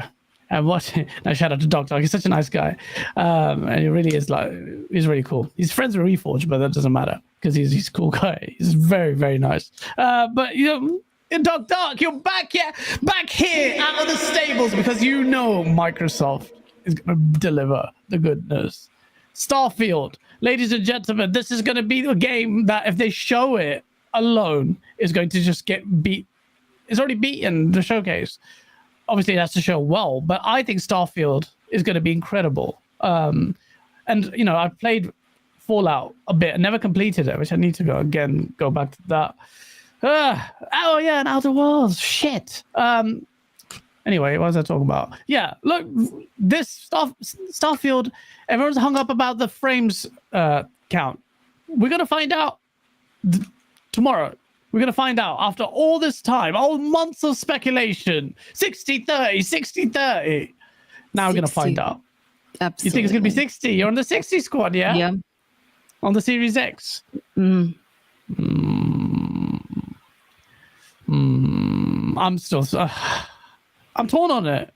I think it's 30. I expected to have 30 with the performance mode. I'll be happy with the performance mode. I can see that happening. I wonder if it will hit 60. If it hits 60 with the performance mode, though, I think that's a big win, even though that should be a base expectation. Do you think it's a bit weird to promote like a showcase that's going to be 4K 60 frames and then actually not have the game at 60 frames? I think that's, weird. Even though they're weird. Not, what are we talking about? It is a bad look. So I want 60. I think we all want 60. And if it's not 60, that's the one. Rohan Cooper's guy is a pure Xbox fanboy. He just makes it so obvious. Okay. Thanks. But by saying it straightly and openly all the time, yes, he does. Why is this news to you, bruv? Why do people keep saying this? Have I ever masqueraded as someone who's like objecting the middle? I literally freaking make Source videos. Do you not watch them? Yes, I'm a fanboy for Xbox. Sorry, Rodney. Maybe he was explaining me to someone who's new to the show, and I just shat on him. I didn't know. It sounds weird, huh? Could be. 60 frames.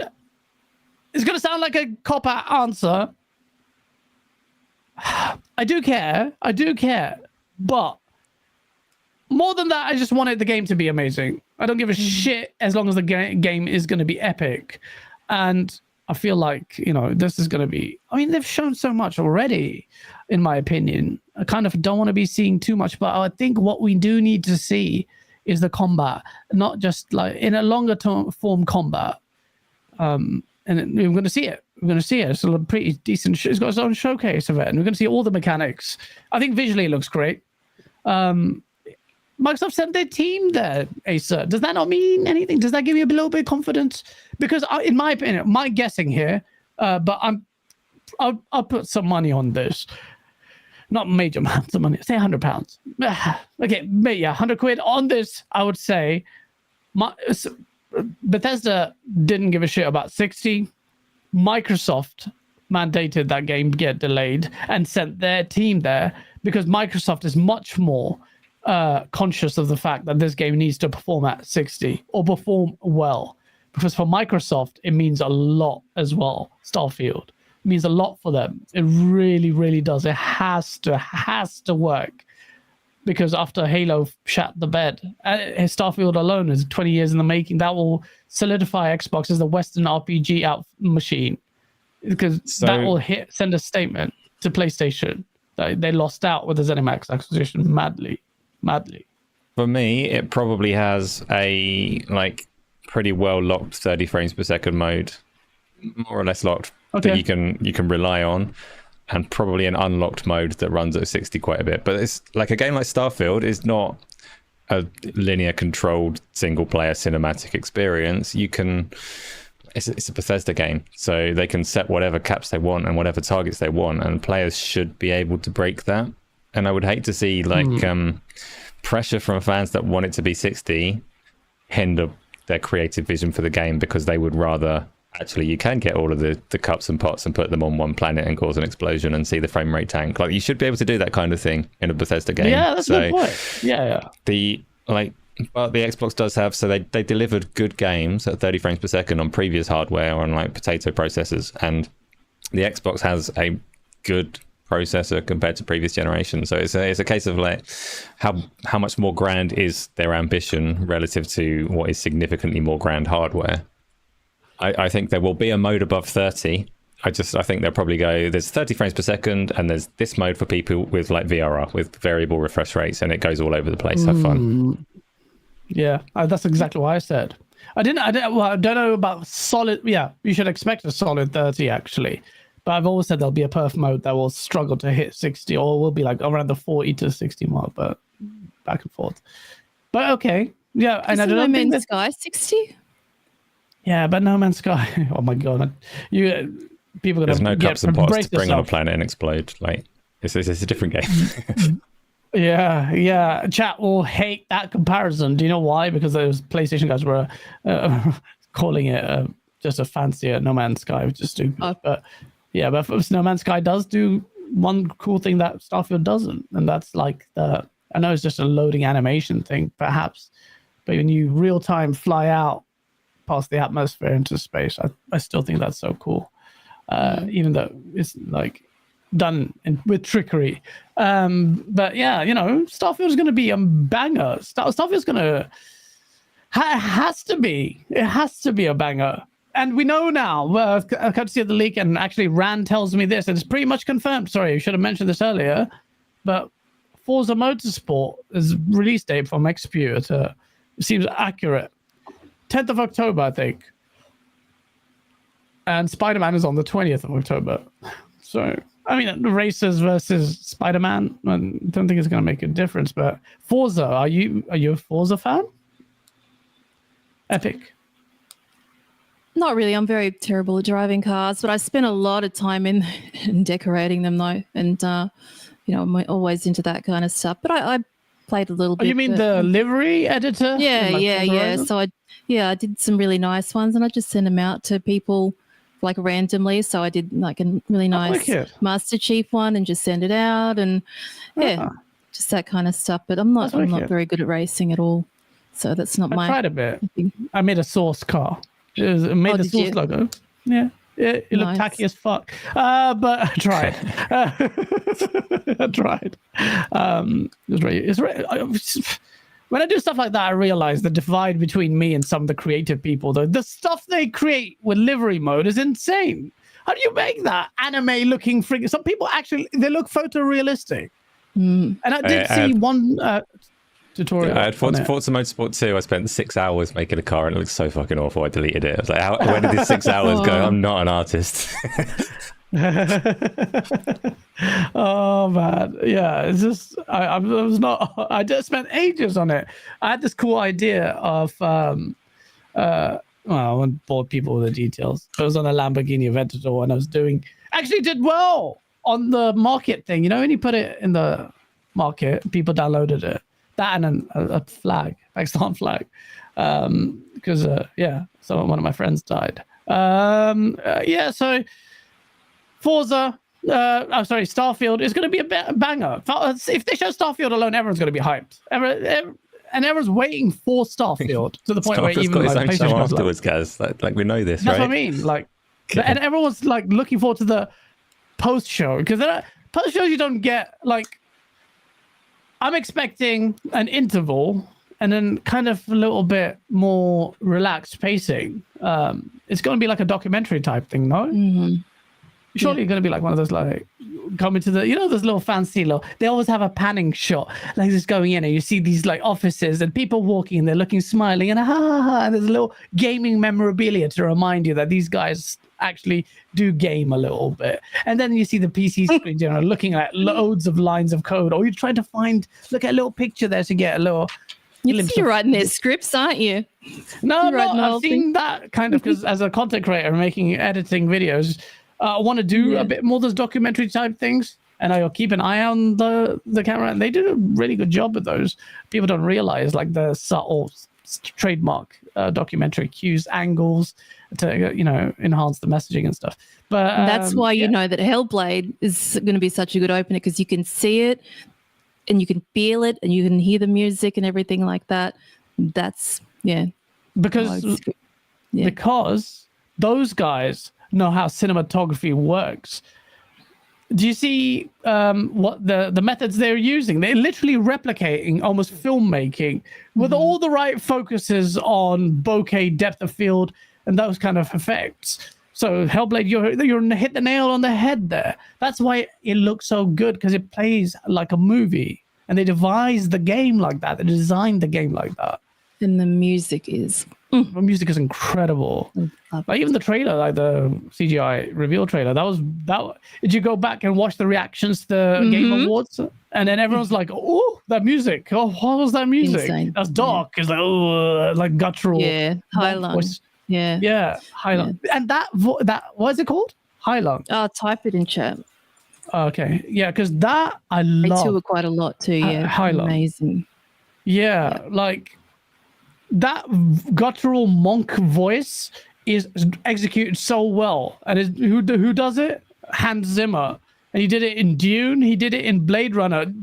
This monk voice as the camera's panning across the Tyrell Corp thing and the city, and it just goes whoa. And I just love that whoa. Oh yeah, this is where reverb actually helps though.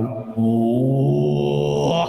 And it's like a sick beat, and then that's why Hellblade is so good. It's perfect, that kind of setting for that. That's where they get all those kind of guttural noises. In fact, if you looked at it, they're almost like Viking style, that vibe, and that's what they had in Dune with the what were they called? Sorry, I had to bring Dune up, Asa, but there was that scene. You've seen Dune 2018, haven't you? It's boring, isn't it? Oh, you. Gaz is he's weirdly passionate about Dune. It's like you got Xbox there and Dune, more or less the same level. I just love it. Yeah, no, it's not Harkonnen. It starts with S. The Sardaukar. No one said it, but I got it right. The Sardaukar, and there was a scene, and people made a meme out of it where he's like turns into a rave. He's going, that actually sounds a lot like what it sounds. You're just laughing at me because I sound ridiculous. But the Sardaukar with that. That was good. That was good. I want to do it again, but just scared of embarrassing myself, which is weird because I do all kinds of embarrassing shit. Yeah, I'm sold on Hellblade. Hellblade's going to be epic. I don't know what the show is now. I'm sorry about that. Was my fault. That's not your fault. It's wicked. New Dune, Gamer Bomb. There is the Dune. Oh, you know what? You're actually. Wait, isn't there an early open access thing coming out? Because the new Dune game is a large. What is it? Oh, survival thing. Yeah. From the Conan Exiles Survival people, game. right? From Funcom. Is that right? Is it from the same people? I don't know. Yeah. Yep. That could be. That could be another survival game. You hit rocks and fish in the sand for Tree punch. spice. Yeah. As long as you get the soundtrack. Those tree punches. That was actually sick. I'm sorry. I rate should myself for put that. it- I'm gonna go back and listen to this. How many hours? That was mad. If anyone listened to it, you have to rate me for that. That's not that. Or it That's just a sounds good in my ringtone. head. Do it once It's a more without the ringtone. auto-tune. Go for it. No, I'm not doing it. The whole reverb adds to it. It just sounds stupid. I'm gonna be like a madman. Like, yeah, that's what it's gonna sound like without reverb. Shit, that was sick. I want to do it again so badly, chat, but people already hate me using this mode. Look, I don't know what to say, man. Like, we've got Avowed is gonna possibly make it. That's gonna be a big game. State of Decay, not really happening. Oof. I don't know. You were saying it's not gonna happen, bro. Was that How State can it of not? Decay It's been in studio? works for so long. We see so much No. going on at that studio that makes you think might not show well, but it's been so long. You have to. That would be wank if they did not show that. Sorry, but it's true. You can say it. That was cool. That's that would be mad. You think it'll be wank if they don't show it? Like, it'll be. Yeah. I'll be surprised if they show Yeah. it. It would be I said concerning it. though. It's 2018. I did. They say had a lot of wank. problems. I said it. I don't know, man. You chat. You think that's gonna come out? Let me do the poll. Like something. You can't just pretend it doesn't exist. It's weird. I think you're right as you talk about it because it's been a long time. I think a lot of poll. these studios like see, Do I'm you doing think a it's poll. wank? Do you? No. I almost want to do that now. Well, it is. Save the The problem with that is we've SOD3. got quite an American audience, and they'll be like, Well, what's wank mean? Yeah, that's true. Urban Dictionary. SOD3. Will you? But Do you yeah, expect it's not it? good though. You? I can't type. Do you expect it to be shown? Yes. No. That's going to be drafted better, but I don't care. Boo. All right. State of Decay. Let's see that happen. I'll be surprised. I'll be Should very it be surprised. shown? Also, Should is a different one. I'm voting no. I just don't expect it to be there. Again, if a it's big one not, that what if it's not there though, and they don't have like Contraband and all of these ones that they showed freaking ages ago that you'd expect to see? I wouldn't be surprised. Then do you just like write those games off, or just wait another yeah, year that or would two? be weird. wait another year or two. If based on all the reports that are suggesting that they had issues initially with their studio, I think the game will be releasing in a couple of years. Maybe next year. You never know. You don't know what state these. We don't know. I don't know anything about State of Decay based on other than VGC's early reports on the mass exodus. Or well, there wasn't actually a mass exodus for State of Decay. Well, the problem with that was they had some problems internally anyway. But post acquisition, it felt like they were palming off to Xbox and using them as a scapegoat. I said, "Hey, look, Microsoft, we're surprised at how hands off you were here." Now, it seemed like it was an internal problem. I don't know, like the full details, but other than what the article suggested. But you know, that could have been resolved, or could have been a mess still. Who knows? I have no idea. There have been like a team of people working on these things for a lot of years, regardless of all the turmoil that you see from the outside. You'd think they could put something together, but That's true. That is also true. It depends on where they are. If they thought, okay, we've now got our team issues sorted, let's do a 3-4-3 internally and just start afresh, because that's happened to Everwild as a project. That happened. So expecting to see Everwild? I don't think so. It's not on my list. And how long has that been canned for? Well, that's canned. It's been 3 years. So, Rare, what they were Rare doing? Like, if I'm your landlord, I'm coming down, bruv. I'm like, oi, boys, I get it. You guys spent all this time making Everwild, but peoples, you went back to the drawing board. Show me something. What are you guys doing? You've been getting paid to build what? Can we show it? When can we show it? Because Sea of Thieves may have been a good success for them, but I think it's been a few years now. Time to have a little bit more demanding attitude, Microsoft, with Rare, even though they are very highly creative. You don't want to force them to rush whatever they're working on. But that needs to be a studio that does produce something pretty soon. If Everwild is that thing, who knows? Seems like they didn't know what that game even was. They just built an entire game around this concept. It's weird. I mean, artistically looked nice. They built all this palette of characters. They're committed to that style now, by the way, that art style. I don't think they can just make mass changes. I'd be shocked. We still Because they did all this work. I don't want them to change the art style. The art style was nice. I want to ask you a question, though. The Xbox Showcase tomorrow, like last year, they did the 12-month thing. I'm still a fan of the 12-month thing in concept, but obviously they blew it by not delivering any of it. The show tomorrow, though, like, how far out do you want them to go, or how far out do you want them to be putting dates on things? What do you want to see in terms of commitments? Because King was saying that he wants to see like, commitments, but we didn't get to go into time frame. How far out should they be promising things? I actually think that they can go as quite far out. Only because, to me, I view the show as, look at the energy going into it. It's like that 2018 show. We even remember the years. I know we're sad minority, but still, it's quite important. So if Microsoft were to show something like Fallout, that's a good candidate. Fallout, if they announce it, no one is expecting it in the next 3 years. But people will be hyped. People will be hyped for that. That'd be a big moment. I'd be pissed. See, there's some games I've always said like CGI trailers and reveals and like splashes and all the rest of it. If it's a new project that no one knows about, I understand the need for it because it's going to leak regardless. Fallout doesn't need that. Like, just fucking Fallout. Go away. Just go ahead of it anyway. Get ahead of it. If it's all that's going to happen, get it out of the way. Because they've said they want to go back and make Fallout, so it's going to happen. Announce it. Fallout announcement would be mad. Oh, Void Rat, you sexy person. Quake. I want to see some Quake. It's been here in software. It's been too long. It's been way too long for in software. What if it's just Quake Champions, though? What are they doing? I don't want Quake Champions. They've learned their lesson now. Quake Champions didn't do it for them. They tried to jump on which I wouldn't blame them for. Execution-wise, I played Quake Champions a bit. It was pretty good. It's pretty decent. It's basically Quake 3 Arena, but with better...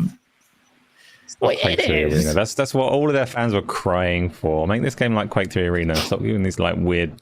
different characters and armors and powers and stuff, but that's like Quake 3 Arena. I'm with you. Like we both loved Quake 3 Arena, right? We played it a bunch, but it's a game from a different age where matchmaking was not a thing that people talked about and like ranking and all of that kind of stuff. It's a difficult one to revive. Like, a lot of people love the single player for Quake. I don't care for the single player for Quake, but the multiplayer, I still love to see it, but it would probably be a commercial like disaster. So I'd love to see it. I wouldn't sleep on that. Do you know why I wouldn't sleep on Quake? I feel like there's a big sizable chunk of people who really want to play arena-based games and more harder games. GVs, I'm angry. Sorry, guys, I got to interrupt. Someone just said Quake Battle Royale and I died inside. I'm just like, please. Oh my God. Keep those suggestions away. No, that was disgusting. Who said that? I need to find out who said that. Give me the name of the person who said Quake. GVs. With the freaking PlayStation logo, of course. I had to be a PlayStation guy doesn't understand multiplayer. I'm just being a dick. No, not Battle Royale. But you know what? I do believe that you can bring that back. And the movement and traversal you're going to laugh at me, but I do have an idea in my head of what they could do to bring Quake. Because for years I thought about what the next Quake needed to do. Even after Quake 3, I was like, Quake 4, but what can they do with Quake 4? Like, I'd spent ages, because if you played Quake 3 Arena seriously online, they had so many different modes. You had freeze thaw, you had all kind of iteration. Quake was the father of that kind of multiplayer. You have to recognize that.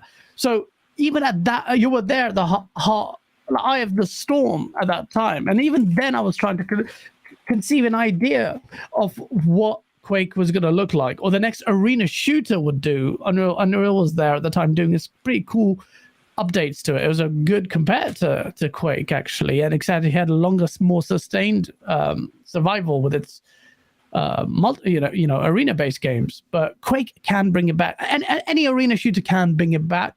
It's the movement aspect. You have to hit the movement aspect, in my opinion. You guys say, Gaz, what the fuck does that mean? You just keep saying movement. You have to give us some specifics. And do you want me to wall run? I'm not even talking about wall running. I'm thinking of fluid, almost. The model is so good that every other first-person shooter starts copying it. And that, to me, it's fluidity in motion and interaction with the environment. Obviously, I don't know if it's CPU intensive or whatnot, or how it's going to be devised, but lots of physics, but a lot of movement-based stuff. So Quake could come back, man. Machine games have been sat on for years, man. Machine games have not done anything since what? 2019? No. Yeah, they're working on Indiana Jones, though, right? Are we expecting?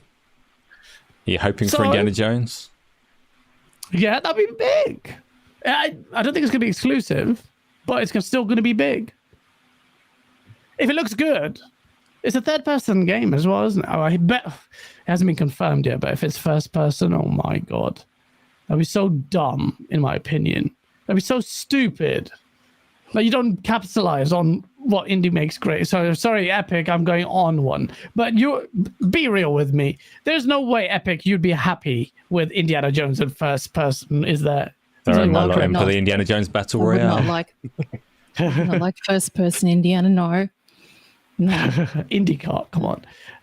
From the first person one, no. But you expect a third person. You get to see Indiana Jones. You want to see the whip and everything. So, yeah. Want to see all his stuff. Oh, man, I'm bearing myself here, aren't I? You want to see a whip? I want to see all his, It didn't say anything for like 2 seconds there. I want to see a whip. Pause. I realized I was digging myself into a hole at that point. But you want to see the whip gameplay because you all know it's going to be used for, like traversal. I want to see him do it. Yeah, exactly. Maybe traversal is going to swing on that. What do you mean? No way, scot-free. It's going to be for traversal and combat. Yeah, makes enemies slip up. Slap them a little bit. Imagine if they go, actually, this is modern day Indiana Jones. He's 90 years old. This is how fast you move now. No traversal. He's just got a walking frame. Yeah. God. The longest game ever made because it takes him ages to walk to his objective. But Indiana Jones, third person. That could be big. That could set up the scene for a series of games if that one hits. What does it need to do mechanically? Mechanically, it needs to play like the latest Tomb Raider games almost. I feel like more than Uncharted, because everyone thinks Uncharted, but I think Tomb Raider. Because there's so much overlap between them, though, isn't there? Like Tomb Raider's like a little bit more open and free. You know me, you know how I feel about those Tomb Raider games. I adore those and I prefer them over the Uncharted series. So I'm not disagreeing with you. Like, yeah, I'd like to see more Tomb Raider in it, but they are. But do you don't think they will go that way? No, I think they're the same game in terms of like what they're taking from. If you're talking about what you want in indie, they're very similar source material. Like Uncharted and Tomb Raider, there's a lot of overlap. Yeah. Okay. I mean, yeah, but there's a lot more like RPG-ish elements in Tomb Raider. But you're right. I think. If they're I know they're very close, but they'll go towards the more Uncharted route, and people won't care. People will be happy with that as long as they execute well. What does that mean? The biggest differentiator for me, though, like Uncharted is way more linear, more cutscenes, and more climbing. Yep. That's why I'm not a fan of that. PlayStation climbing, but it's not a PlayStation game, so. I did that when I did my Uncharted 4 review. I ended it with saying, I still remember it all these years ago, and I remember saying the formula is stale. It's really run its course. We need something to change. And I'm surprised that God knows how many years later we're still talking about a format like that. I feel like it's still dwindling though. Tonally, Tomb Raider is more dark and serious, right? Compared to Uncharted. Not Indiana tonally. Jones has got to lean more towards Uncharted tonally, you would think. Yes. I definitely. That's where they got the inspiration from. Epic, you don't want a serious and indie. You want a more like Uncharted. That's all right. As opposed to Battle Royale. No, it wouldn't bother me either way. I don't think. Yeah. No, you wouldn't. Shout out to Calvis Alvarado with a $2 super chat. Shout out to Chat Gaz Ace and Epic Treasure. And Shabs Inevitable with a £2 super chat. Give me Killer Instinct. Epic.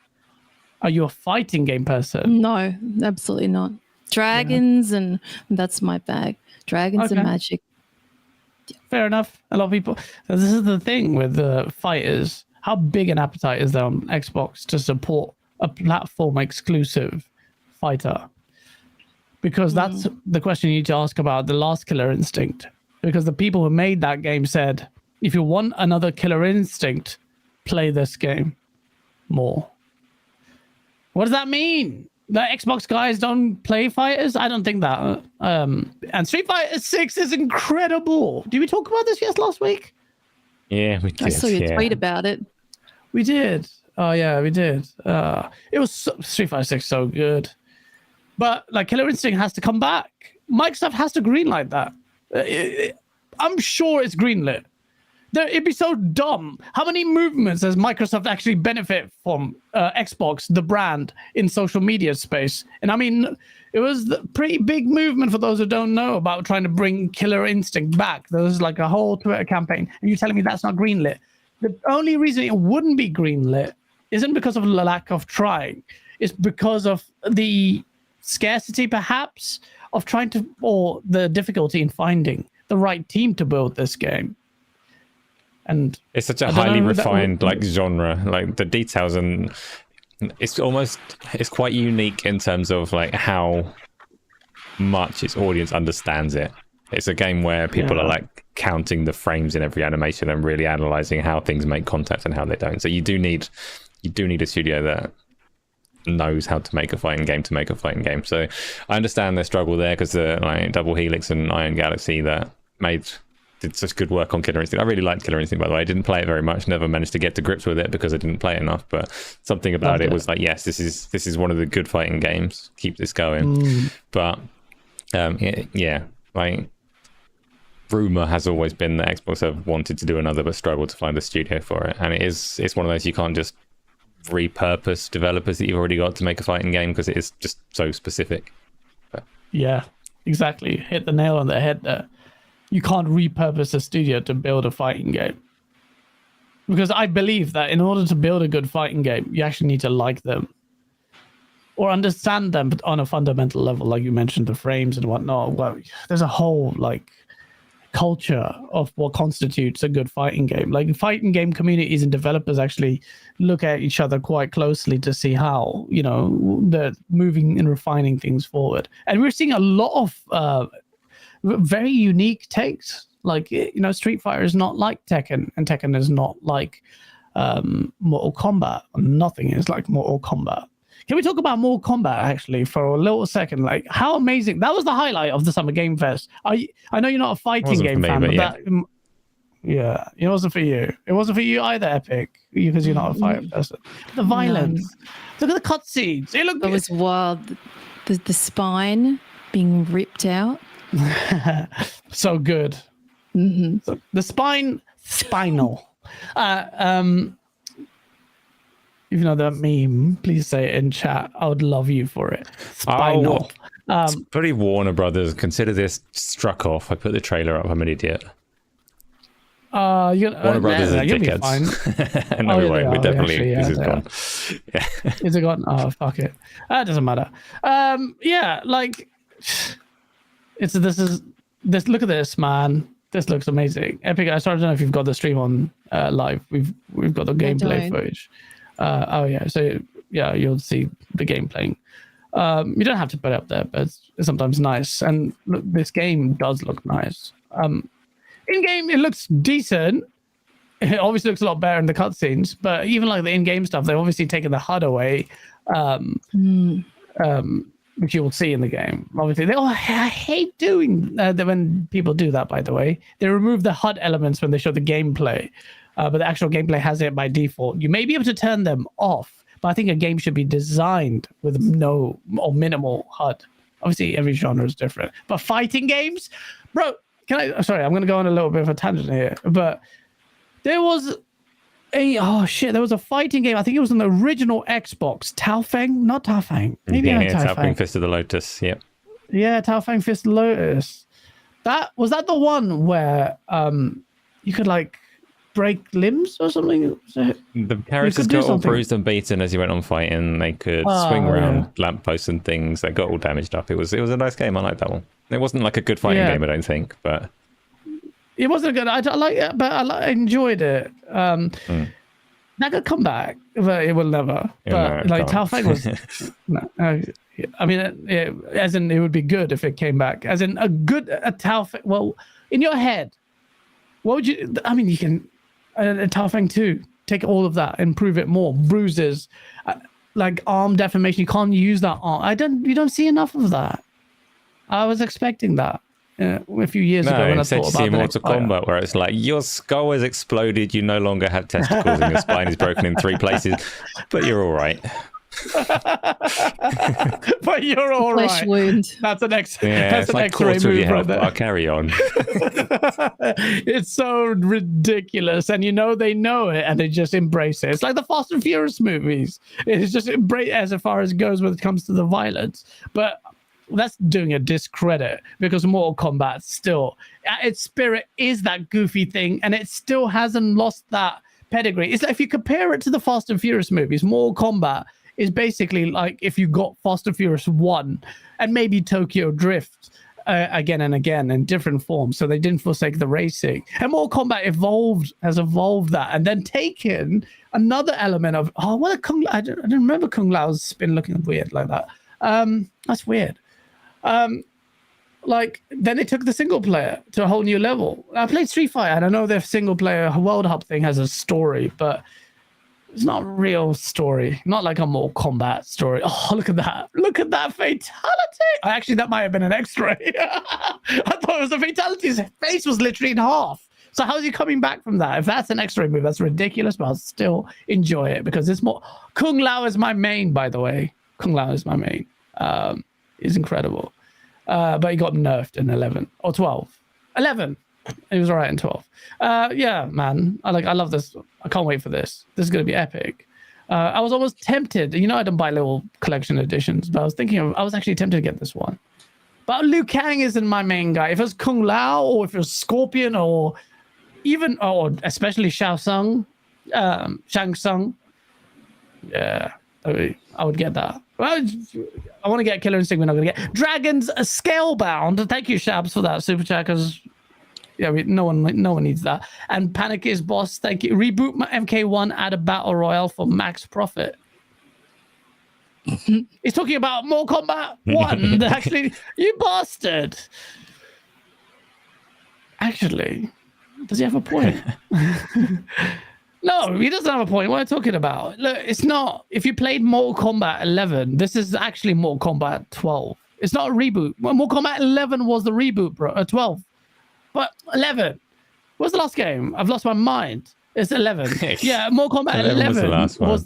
This is they're following like a continuation of story, but using it as an opportunity to reboot. Right? They said Ed Boon said at Summer Game Fest they've rebooted the universe. Your favorite character is a god now, and he started everything again, and now Sub-Zero and Scorpion are brothers or some shit like that. I don't know. Yeah, it's true. Yeah, it sounds weird. It is very Fast and Furious in terms of the story, but it's still cool. Yeah, so basically Raiden fuses with Liu Kang. He becomes the new Elder God. And Kronika's dead. So now you've got a new enemy. I think it's Shang Tsung, the time portal, because whatever, multiverses, you can always have a Shang Tsung. And that's the story. The story that they showed off in the trailer was very specific in these weird buildings that I would normally associate with Mortal Kombat. And that's what I'm a little bit concerned about. But I think it'll be okay based on the trailers. I want to see mad locations. Like, you remember in the old was it Mortal Kombat 2? I think it was Mortal Kombat 2, not 3. Yeah, 3 was really dark. I loved that. 3 was a very different kind of dark. And actually, there were other Mortal Kombats, like Mortal Kombat 9. No, not 9. Do you know which Mortal Kombat I liked? Which one? Not a single one ever. Such a dick. Such a dick. Mortal Kombat was amazing. It's my first ever game. I bought 1, 2, 3, 4, all of them. Mortal Kombat is sick. Yeah, definitely. But Mortal Kombat 3 was so dark. But Mortal Kombat 2, remember the level with the floating? It looked like the tower you're in is actually speeding, hurtling through the sky. I think the animation intended for the clouds to move really fast is weird. And there was this flying monk in the window. Oh, that was sick. Or the forest. Forest is crazy. The lava pool, that looked like in a weird toilet. The design looked different. It was amazing. It looked like it was... I may have been wrong. The lava pool in the toilet, I might have been missing out. He's telling you, isn't he? No, man, that's an iconic thing when you think of Mortal Kombat 2. You think of that level, the green level, where reptiles level, basically, where there's an acid pool.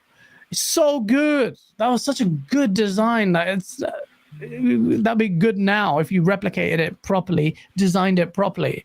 And I see some of the maps were like a restaurant. And I'm like, there should be like trees with faces and meteors in the background turning into pieces of meat or something in a dark monastery or some shit. But that's Project Gotham. Oh my God. Yeah, sorry. Emperor says he's a Tekken guy first and foremost, and I don't. I rate you. I love all fighting games. This generation's amazing. Project Gotham Racing. If ABK happens, because that studio, what were the studio called? Blur? No, not Blur. What were they called? Who made Project Gotham Racing? I'm ashamed that I can't remember that. Yeah, it starts with B. Metropolis Street Racer. Metropolis Street Racer on Dreamcast was amazing. Project Gotham was like that was Project Gotham. Was the sequel yeah. Bizarre Creations. Bizarre, thank you. They got bought up by Activision and they shut them out. Like, that's what Activision are shit. They suck. That's why the more time has gone on and Microsoft get chummy with Activision, I'm kind of like, ugh. Like, you wanted the deal to go through, Bobby Kotick will go away, and yeah. But now they're pretty much like rubbing up against each other. And I'm like, the whole point I want Activision to go through is basically so you get rid of that. Like, all right, yeah. Maybe they're doing it by necessity, getting really oily and with their sweat. Because just like, oh, we need to do this with Bobby Kotick. Actually, that looks wrong. That wasn't my intention. But that might not be appropriate. What was your intention? It definitely was your intention. No, it wasn't that. It looked like I was getting banged. I was just talking about them rubbing up like with each other. It was a weird analogy. Didn't even mean to relate that to ABK, but because of the history of what's happening there. Oh man, this is why I haven't slept for 24 hours. People, you're seeing a freaking insane side. All I did was edit source. Do you know how fucking stupid that is? Because I needed to get it out before. I love doing it. I was singing like a madman for you guys, and I didn't sleep because it took ages to edit all that. It takes hours. I had to conceive that as well. The pressure was on you bastards. Yeah, but sorry. What was I talking about? I completely forgot. I've lost it. This is me delirious. I've literally not had any sleep. I've lost it. Harry Polsack. Florian Mueller suing Gaz. Yeah, good claim damages on that. I'd like to assess the quantum on that. Spartan Ghost with a £2 super chat. Latest Mortal Kombat movie was so trash. Mortal Kombat is a good game. It was so trash. It was so bad. That trailer is so good. Epic has lost it. You're all right. Am I all right? You're all right. On brand. You're like, what kind of pod? This is not like this podcast when you watched it last, right? Yeah, it's a bit weird. Yeah, but more combat, man. It's good. The movie was shit. So dog shit. I'm sorry I have to say it was so shit. That trailer was so good. I even remember the song like it was such a good soundtrack. So well, whoever made that trailer, you are a freaking genius, because you used a shit movie's assets and made it look 10 times better than what it was. Like a completely different movie, which is really bad, but also incredibly, you're talented. It was amazing. Spartan goes with a £2 super chat. Gaz really said conceive after talking about oil. But don't make it worse, man. That was not my intention, by the way. It's crazy. Sorry, Epic. Welcome to Go Live. It's where this is how we do it. Just have to handle my ADHD, and then hopefully people like it. I don't even know anymore. Just talk shit now. What do you want me to do, chat? Like, you want me to? I can't end the show. I was like, what time is it? I've only been on for like a couple of hours. It's the Xbox Showcase event. I don't want to go offline, but I'd have to be mindful of my guests as well. Gears collection. It is. That was the topic, I think. Gears collection. Was that? Wasn't it? You just introduced I wasn't. I'm you become the host now. You're trying to steer them. And thank you, because I'm not in the state to actually handle this. But yeah, Gears collection. Fuck that. I'm sorry. No. If it's a remaster collection, no one needs that. Me too, because for legacy's sake and archival purposes, so it's on the new consoles in future. You don't want to let it. Good as I don't want to let it die. Showcase. If it's a remake, maybe. But Gears 6 is in the works. The coalition cancelled all their projects, so we should when are we expecting to see that? You're a Gears fan, right? I am. You want to see Gears 6, not Gears Collection. I want to see both. You want to see both? Yeah, so you actually want to? Yeah, okay. Look, I said I'm happy just to see a bloody logo for Gears 6, because I imagine it's going to be some time off, but I would love to see Gears Collection. Absolutely. Do it. Yeah, everyone is like in the minority there. Crispy Bomb is going to be like, of course you are, because you hate Gears. Crispy Bomb, I want Gears to be good. I feel like there's to be a specific formula it needs to follow, just to evolve. And it won't do it. It won't do it. Gears won't do it because of people like you. And I'm in the minority because Gears fans love that model. Just fine. Who am I to say no? But I'm on your side when I'm saying Gears 6 should be shown. Could be shown. That would be big. Even I will buy it day one, even though I feel the thing will evolve. Acer, Coalition, graphics. They're the Naughty Dog. I think we talked about this last week. Not last week, but we talked about it many times before. Yeah, they are like pinnacle studio for Xbox and Unreal Engine, and they'll do something beautiful, whether it's remakes or a Gears 6. I will say, so I played Gears 5 all the way through. I've obviously played all the other ones as well. Didn't get very far with Judgment, but I played the mainline series 1 to 5, and I have completely fallen off of the characters. Like, you get to the end of Gears 5, this isn't a spoiler, by the way, but you get to the end of the Gears 5, and it's like, which of these significant characters do you want to kill? And I'm like, yeah, both. What? What are you doing? They won't let you kill both. He's a Gears hater. I'm really not a Gears hater. And actually, if a remake came about, because Gears is it's really good co-op, and I've always got space for some really good co-op. Make it look stunning, and I'll find someone to play it with and probably enjoy it. But I'm like you, Gears is a repeat topic. I'd like to see them go back. My favorite Gears was Gears of War 1. I like the tension. I like the fact that if you stray from the light, you get ripped to shreds. And I liked that it was very tactical combat. All the guns were very deliberately inaccurate, and it was like you had to flank those enemies or you just weren't doing anything and you were running out of ammo. And subsequent Gears of Wars chased spectacle. They chased the Uncharted series for my mind. They chased spectacle. They delivered the story. They delivered the set pieces, but I always missed the tension and the tactical gameplay, which Gears Tactics brings back to a degree. But I'd like to see mainline Gears go it's horror now. It's horror. It's hard, and you need to think about where you're going, not stop and pop. You heard it from the man himself. I think so too. It's not a wild idea what I'm suggesting. Obviously, I'm taking a little bit further back on the pacing side, but what you're suggesting is a little bit more mood-wise back to Gears 1. And that's what I think Gears needs to do. And then really, then it can focus on evolving the formula a little bit there. But Gears either way is going to be pretty big reveal. And I don't think I do think actually for the long-term health of the IP, the next one should be a big change. I feel like you'll get serious diminishing returns after the next one if it's like a very conservative kind of upgrade or progression in terms of gameplay. But Gears, will that be amazing, man? It'll still be good. I'll be late day one. I want to see what it looks like. And I like Gears multiplayer, by the way. I actually did. But I played it a lot on Gears 1.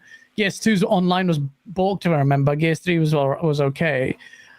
And then I kind of fell off it. But, you know, I like it.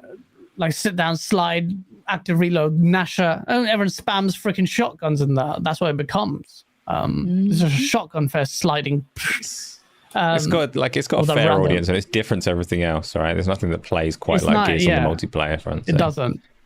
Yeah, exactly. That slide.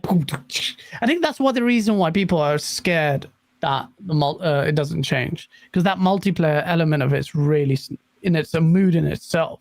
Boom, the pace at which you kind of slide and magnetize it into a wall, bam. Then it's just like very like impactful. Everything is like impact. Slide, bam, impact to a wall, take cover, reload, slam your button at the right time. It's very mechanically like that. Even the shotgun, like, you know, it's snap aiming even with the sniper rifle, the way it works. They fine-tuned that quite well, I found, over the iterations. I just didn't have time to... It was not that wildly different for me to move away from like Apex Legends. But the next one, I'll still play it. Gears is going to be good. The realistic options are Avowed will be shown. Forza will be shown. What is the other realistic one? That's it. 2 games, hour and a half. Enjoy. What? No, yeah. He's trying to run through the whole Xbox showcase now. Yeah, can we just just summarize? What is the safe one? Avowed, Forza. Mm-hmm. I mean, Avowed is actually quite interesting one as well. I think they're all Hellblade, and they're still significant. That's the thing. That's why I found them like hard to just blurt them out. Oh yeah, Avowed's going to be there. Oh yeah, Hellblade's going to be there. These are still big games. To me, Contraband. Like, there's smaller games, but I reckon you'll see them next year, the year after. I don't think we'll see those. What do you think about Hollow Knight, though? Those poor people have been waiting for a long time for that. Silk Song. Where's Silk Song? What's the release date? It's been delayed many times. It's been shown off at Nintendo showcases as much as Xbox ones. We've seen quite a lot of it. So anything short of a release date, I don't think people will want to see, but a release date will probably get some attention. Mm-hmm. I tried playing it again. It just didn't grab me. It looked like a bleaker Ori without the fun. It just seemed really like I didn't get it. Maybe just didn't get it. Oh, I think it's one of those that you play for a little bit. I completed Planet of Lana. That was really beautiful, despite the fact that it was very simplistic. I really found that beautiful. Gave me like the journey vibes in terms of the story. It felt really close to the characters, the little cat thing. It was really good. But, you know, we don't talk about indies. I think everyone talks about Shadow Drop. Replace can be a Shadow Drop. I think that would be really good. That's one of my most anticipated games. Because it's like the Last Night replacement. What happened to the Last Night? I think that's dead now. Oh, yeah, I think that's gone away for a bit. July's Game Pass slate was fairly weak. So that's the other thing that we haven't actually spoken about particularly, but the Xbox showcase is obviously all the previous ones since the Series X has been around have been very focused on what is coming to Game Pass. And that's why third party reveals at an Xbox showcase are mostly more interesting than they are at a PlayStation showcase, because you're getting a little bit more there. It's most likely being revealed because it's coming to Game Pass, and everyone loves that. It means you're getting that game rather than just seeing it. July's lineup has been fairly weak. Normally when there's a showcase and a fairly weak lineup of games, something good drops. So hopefully, don't know what though. Yeah, it will definitely have that. They'll focus on. They have to. There's June. Wow, we're in June right now. It's calendars are so difficult. May, June 8th and not July. Yeah, yeah. Have you checked out Replaced Epic? I haven't. I have not. It's a really good game. Like it'll gone down the radar of a lot of people, but I think it's a really beautiful game. It's like Blade Runner meets The Last Night, which we never played, but meets almost Fade to Black. Not the most recent kind of trailer, like- but we'll play one. This is the reveal trailer, so it's a bit older. Oh yeah, and the reveal trailer was pretty good. I like the style of it. That's like Blade Runner right there, with the digits going in, is akin to the scene where he's going through the biological codex. Yeah, this trailer is quite old because it looks very different, like in the forest level. I don't remember that. That looks a bit. I'll stop whining. I'll get a newer trailer. Sake. No, don't take it out. That's really important. It's gone. Oh, why'd you take away? I'm getting a more recent one. Stop, for fuck's sake. I wasn't complaining. I was quite interested to see the development. You just run out of removed it. words. You were like, oh no. I was actually trying to comment on it. I wasn't complaining on it. I was just saying it looked okay. I wish you played the first one now because I can compare it. So that's what I was going to do. But I saw a bit of it. But this is just showing me a newspaper. Freaking show some gameplay. So what kind of fucking trailers are you can tell Gaz is messed up because I put a trailer on and he's just sitting there in silence watching it, despite the fact that he's watching it on stream with a significant delay. So. Oh, shit. Oh, yeah. Oh, yeah. That's the older one. Use your words, Gaz. Watch the trailer in your own time. I haven't seen this trailer. I have not seen this trailer. This looks very different. Well, it's not even based in the city. It's based outside, but it looks amazing. Replaced is looking like a very good game, yeah. Particularly if you're into that kind of thing. Obviously, not everyone wants to see 2D stuff or like movement-wise 2 dimensions, but yes, it's the kind of pixel art that's like this looks really good. I haven't seen this trailer, bro. Or maybe I did. Yeah, you did. You have definitely seen it. It was at one of the Xbox showcases, and you haven't missed any of those. But I don't remember it looking like that 3D though. I always thought it was like 2D style, but this is like a mix of 3D and didn't expect that. Oh, I remember the first trailer with the train in the background. Oh, there is the Cyberpunk Sea. It just looks good, man. There's gonna be what's up, Timmy? Yeah, man. This looks amazing. Definitely packs in like atmosphere. It's definitely going to be a vibe. Hopefully the gameplay matches up to it. And it could be a shadow drop. It says 2023 in that trailer, so that's coming. One game no one mentions enough of that could actually be shown off. If it was it's not a shadow drop. Oh no, it's not. They confirmed it actually. I just remembered it. What game? Stalker 2. They're not going to be shown. They've come back and confirmed that Stalker 2 will not be shown at the showcase, which is quite bad, but not bad, quite sad because we really want to see that game, especially considering what the studio has gone through.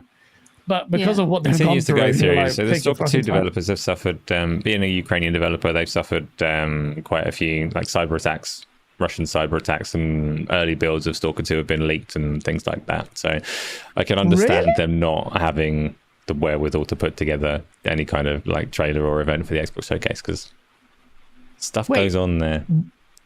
So they've had their incredible. game the trailers leaked. that we've seen, early builds of Stalker 2, like I'm not gone looking for it. I'm not interested in that, but yeah, they were hacked, cracked wide open. Stalker 2 was available in dark corners of the internet. Don't go looking for it. Just respect that studio and wait for the game. I didn't even know about that. That's mad. Right, the war, like the Russians, like sent out some of their hackers for this Ukrainian game because Russians are deep into the hacking. Well, everyone is. Let's be real. All countries are, but the way they do it is very different. Russia's obviously in war with freaking Ukraine, so digital warfare is part and parcel. They're killing each other. It's crazy. You have to. This is why anyone who dares demand. You dare demand that game has to show at a certain time. You're fucking lost your mind. Like the actual developer got killed in a war. Even whatever side you're on, or whatever your politics are. I don't know. I'm just saying. Like in terms of perspective, don't please. I haven't seen it. I saw some people actually say some dumb stuff, but man, they're going through their shit. So let them take their time. Take their time. Yeah. If you get the game, we should still be massively respectful to them. But yeah, like, so that's not going to be making it. It's hard. I mean, we've gone through everything. Like Avowed, we got Banjo's not going to make it. Like, I don't know. Banjo'll still be huge, but that's a speculative one. We want to see State of Decay, but like we said, like, you know, actually, we're kind of 50-50 there. It's been a long time, 2018, so that's why Everwild we won't see. I'll tell you that. Perfect Dark will blow my mind if you see it. Why are you so confident that we won't see Everwild? What do you think that Rare have been working on for that time besides Sea of Thieves? The fact that they built whatever the hell they built and it looked so good. Do you know, it feels like the story of this game, because they didn't know how often does this happen, Ace? So you build an entire game or a big significant part of it that it can be shown off multiple times to an audience, yet you're still not sure what the game is. I've never come across that. It never happens, and it makes you wonder about like the flip side of the coin, where a game has been in the works, was announced in like 2018 or whatever, and you see absolutely nothing of it, and you see Rare like making something that they can demo despite not knowing what the game is. And it's weird, like the different ways that studios approach these things. But it was a long time ago that they took that game back to the drawing board and kind of figured out what it was. They already had a lot of art, they already had a lot of assets, they already had an engine that they were working on. So like, I just I think it would need a definitive answer from someone within that studio or creative lead to say this is what the direction it needs to go to. And I don't know if that's happened, but that would be quite a drastic thing, because they went to a quite advanced levels in their development and then they went pulled back. Now, if it was a bit like, all right, what are we doing thematically? We really need to focus on more combat in the game, because guess what people like? They like combat. Like, our game is not designed for that. It's, look at this beautiful game with like fish getting pregnant and giving birth to slugs or something, or the other way around. It was a weird trailer. If you remember, the way trailer is weird. Like something's eating something, and all this fish is coming. It's all nature and flowing, and it's hitting all the climate change people and touching them in nice ways. And that's what the game is like. Feels like propaganda, but it's good propaganda because it's to save the planet. And it's like, I see this all the time. I see that on. I went to watch a movie, and the first trailer was like, take care of the environment, blah, blah, blah, blah, blah, blah, blah, and then there's a random brand like Puma. I'm like, what? I thought I was watching a freaking trailer from the WWE, not the wrestling outfit. Oh, WWF, sorry, that's... it's all going wrong. I've just gone to YouTube to find I'll bring up the Everwild trailer while Gaz is going off on one, but I typed environment in there. It's all gone to shit. So here's a trailer of the environment. He's just exhausted. He's so exhausted. Yo. Shout out to 568 people still watching for God knows what reason. Like, what? I'm sure you're enjoying it. I hope you are. But yeah, I'm just free. Look at the trailer, man. Just look at the trailer. This nature. It's like that movie trailer I watched. It was just like, protect the environment. This. Join the army. It was just like, yo, this used to be a bit more subliminal before. Now you're like, join just to clarify, what we're looking at right now, right? This is the trailer with the fish giving birth to slugs. Is that right? Yeah. I think so. I lost what you were saying entirely, and I don't remember that. So, I think it's the other trailer, second trailer. Second trailer after this. Okay. The other trailer has it. This is the first one they ever showed. This is the first one. He does the wind thing. But the second one, there's like lightning. She's holding the fox thing in her hand, and there's like a fish just vomits out babies. Blech, nature. It's a cycle. Why do you think Avatar got greenlit and had a massive budget? That Avatar is literally environmentalist propaganda. It is. I'm not saying it's bad. I'm not Joe Rogan. I'm not a prick. Joe Rogan's funny, but I'm just saying, like, even I can see it. Like, but at the same time, I'm not against it. Like, the planet might be dying. Some scientists are saying we've already gone past the point of no return. Like, that's how bad we've gone. So I'm saying, okay, as long as I get to play Perfect Dark before I die, because that game needs to be lit, man. That game needs to be lit, and I'll tell you why in a bit, but this is the trailer. You saw the film from it.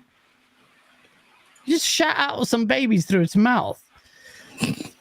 And that's a bit violently described. I But looked away yeah, at the it's all about critical nature. moment. Is that a thing that happened, or you? It's all this is what it is about. So what the developers did, you said, let's build this beautiful game, and it's like a microcosm of the whole. If you look about it in terms of a spectrum of left and right, and here we got this studio, Rare, very, very talented, but very creatively driven, and this is evidence of that they are like that. What you're talking about. It does. It's the other way around. It's like the lizard thing vomits the fish, but you're not wrong. Okay, cool. Yeah.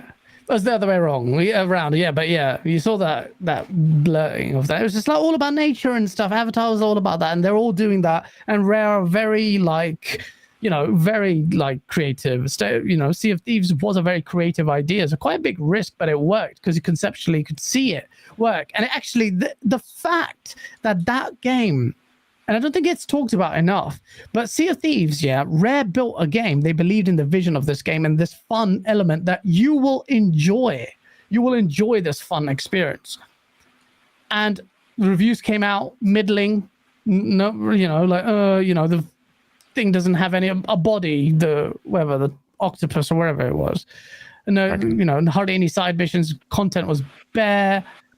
But that game came up. Why? Because one streamer, I think it started off with Summit1G. He streamed that game, and what did he do? He just led a movement to make people realize how fun Rare's game was. And that's what it did. All that game needed was an opportunity, even though it was Rare. They struggled with this. It needed an opportunity for eyes on, and it just needed a prominent eye who showed that the world PvP was, and let's be honest, that's what it was. It was just literally, even I was watching it, because first thing I did when I booted up Sea of Thieves was troll. And I had so much fun just giggling, laughing, taking this TNT barrel, going in the ship and just like sabotaging people, and the world PvP voice. That's my kind of game. I didn't sink as much time into it. I don't know why. I never found a solid crew of people who wanted to play that game. That's the problem. And when Pirate Legend came out, I had one friend in Australia play it. Have you ever played Sea of Thieves? Are you a fan of it? Yeah, I played quite a lot. Not for a long time though, but from the start, yeah. Yeah. But I would be pissed if they showed Sea of Thieves trailer for a DLC. It's coming. I'd be so think they'd have annoyed. ice, wouldn't you? You think they'd have ice with icebergs. I've been saying that for a long time, but still. Yeah. So Boba Fett Gaming says, I always sleep at the Sea of Thieves therapeutic. Oh no, I've read that completely wrong. He says, I always fall asleep at sea. It's too therapeutic. Okay. I thought he said you fell asleep at the showcase. How did I read that so wrong? Spartan goes with the £2 super chat. Latest. Okay, I've read this before. Delete. Sorry. Yeah, man. GTA 6, if it's shown, it's going to be insane. I don't think that's going to be shown. But if it does, actually, it's due to release soon now, Asa. I mean, come on. The game got leaked a year ago? 2 years ago? The leak looked quite a long way off of being ready to show, though. So I don't know. Like, the leak was they can 2 do years what they ago, want. though. Take-Two can go wherever they want. Obviously, Microsoft will bite their hand off to show it there. They have a good relationship with Sony. They've got Skull and enough Bones, power and eh? awareness to show it wherever they want. So. Skull and Bones. Skull and Bones is still they've delayed it again. It was due to come out in April, I think. They put it back nearer to the end of this year. If you forget the name between now and then, that's okay. It's not coming along well. What game you talk about? I completely forgot. Skull and Bones, Ubisoft's pirate game. Oh, Skull and Bones. That's dead. No, it's not. They're going to release it, despite the fact they made all that money. Did they release it? No, they haven't released it yet. They delayed it again. It's had a lot of delays. I think it's probably due by the end of this year, but they've stopped talking about it again. Yeah, game's shit. It's going to be shit. I'm telling you now. It's going to be shit. Spartan Ghost with the £2 super chat. Everwild always looked like he had no direction. That's so true. He always did. Because everyone kept asking, what is this game? All right, it looks nice. What do we do, bruv? Is this like literally, what's it called? Viva Pinata 2, but with fancy visuals and a bigger zoo? Or like, what are you doing in the game? It's going to be weird. nature pregnancy simulator. It's going to be like that. It is. That's what game's concept is going to be. Is give birth. Something like that. They just have. It's quite nice. Battle Royale. Jeez, man. Quicksilver with a big welcome, Quicksilver. Let me play some tunes. Welcome to the family. This is what I've been missing. I haven't been playing enough tunes with my auto tune. I've just been chilling. Okay. Right. I don't know. We're hyped. I'm going to end the show because I don't know what else to talk about. I'm just hyped. Like, there's so much you can do. You know, it's funny, like, on the eve of the show, despite I thought we'd be, like, bursting, let's talk about everything. We've been doing it consistently for weeks on end. So, like, now I just feel like we've talked about the games to death. I just want to see them. So it's weird. Like, I thought I'd be like, yeah. And I'd be blowing out ideas, but I'm like, we've done it multiple times. It's nice to see the games this time. By this time tomorrow, yeah, this time tomorrow, we will know everything about what they're showing and how, if they smashed it or not. Like, I'm hyped. I'm massively hyped now. Not now. Well, that's a week, 2 weeks. But it's got to be good. I'm not guaranteeing anything. Huh? It's going to be a 10 out of 10 showcase. Well, that's a sick shout. Can you in chat? This better not with a poll, but out of there was actually 100. I don't know why, but they always vote for these showcases out of 100. I find no one doesn't fight or 1 out. Actually, 10. Let's just go back to that. Like, so out of 10, how much would you vote this? Like, what do you think it will be? I reckon it could be an 8, which is very high. But the potential to hit 9 if they hit some games for me. There's potentials there. That's high. 8 is very high. To say potential of 9 is quite high as well. That's my view. Now, I don't know what I said last year. I'd love to go back and see what I thought it was going to be and how wrong I was. 88 Epic, that's you. 80 plus 8.8 Strong's 8 11 7 7's good, healthy. I should be 7. I should be 7, but I can't. I'm not. I'm 8. 7 is the sensible one. Even 6, I think, but I can't help it. The fanboy in me wants it 8. It feels it 8. It's like a pregnant mother. The intuition is there before the baby's born. I think how it works. Maybe I made that up. Everyone thinks it's going to be a 8. This is a high. It can't be a 6, guys. Yeah, it can't. I don't think it can be a 6. But yeah, man. Recency bias. After the last 2 showcase, people naturally vote higher than normal. Boba Fett. That's a very good point. I think you're right. I think you're hitting nail on the head. Massive recency bias. Massive compensation need to overcompensate. And then it's not wrong in the moment though, right? Like, you are judging this show with context being the PlayStation show and all the rest of it. So it is recency bias. You are judging it in the moment, and that is going to dictate like how you feel about the show when it happens. So that number counts. And for me, I'm going to go with a 1 out of 10. I don't really like games. I like fishing. Xbox consistently letting me down on the fishing. What is this podcast?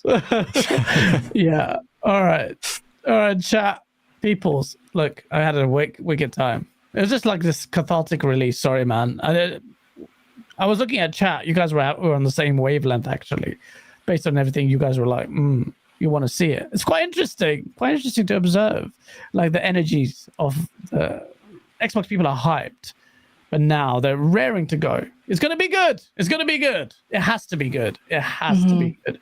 Now, before we could say goodbye, we have to do outro time. Epic. Sorry, this was a bit of a weird show because there's a big show.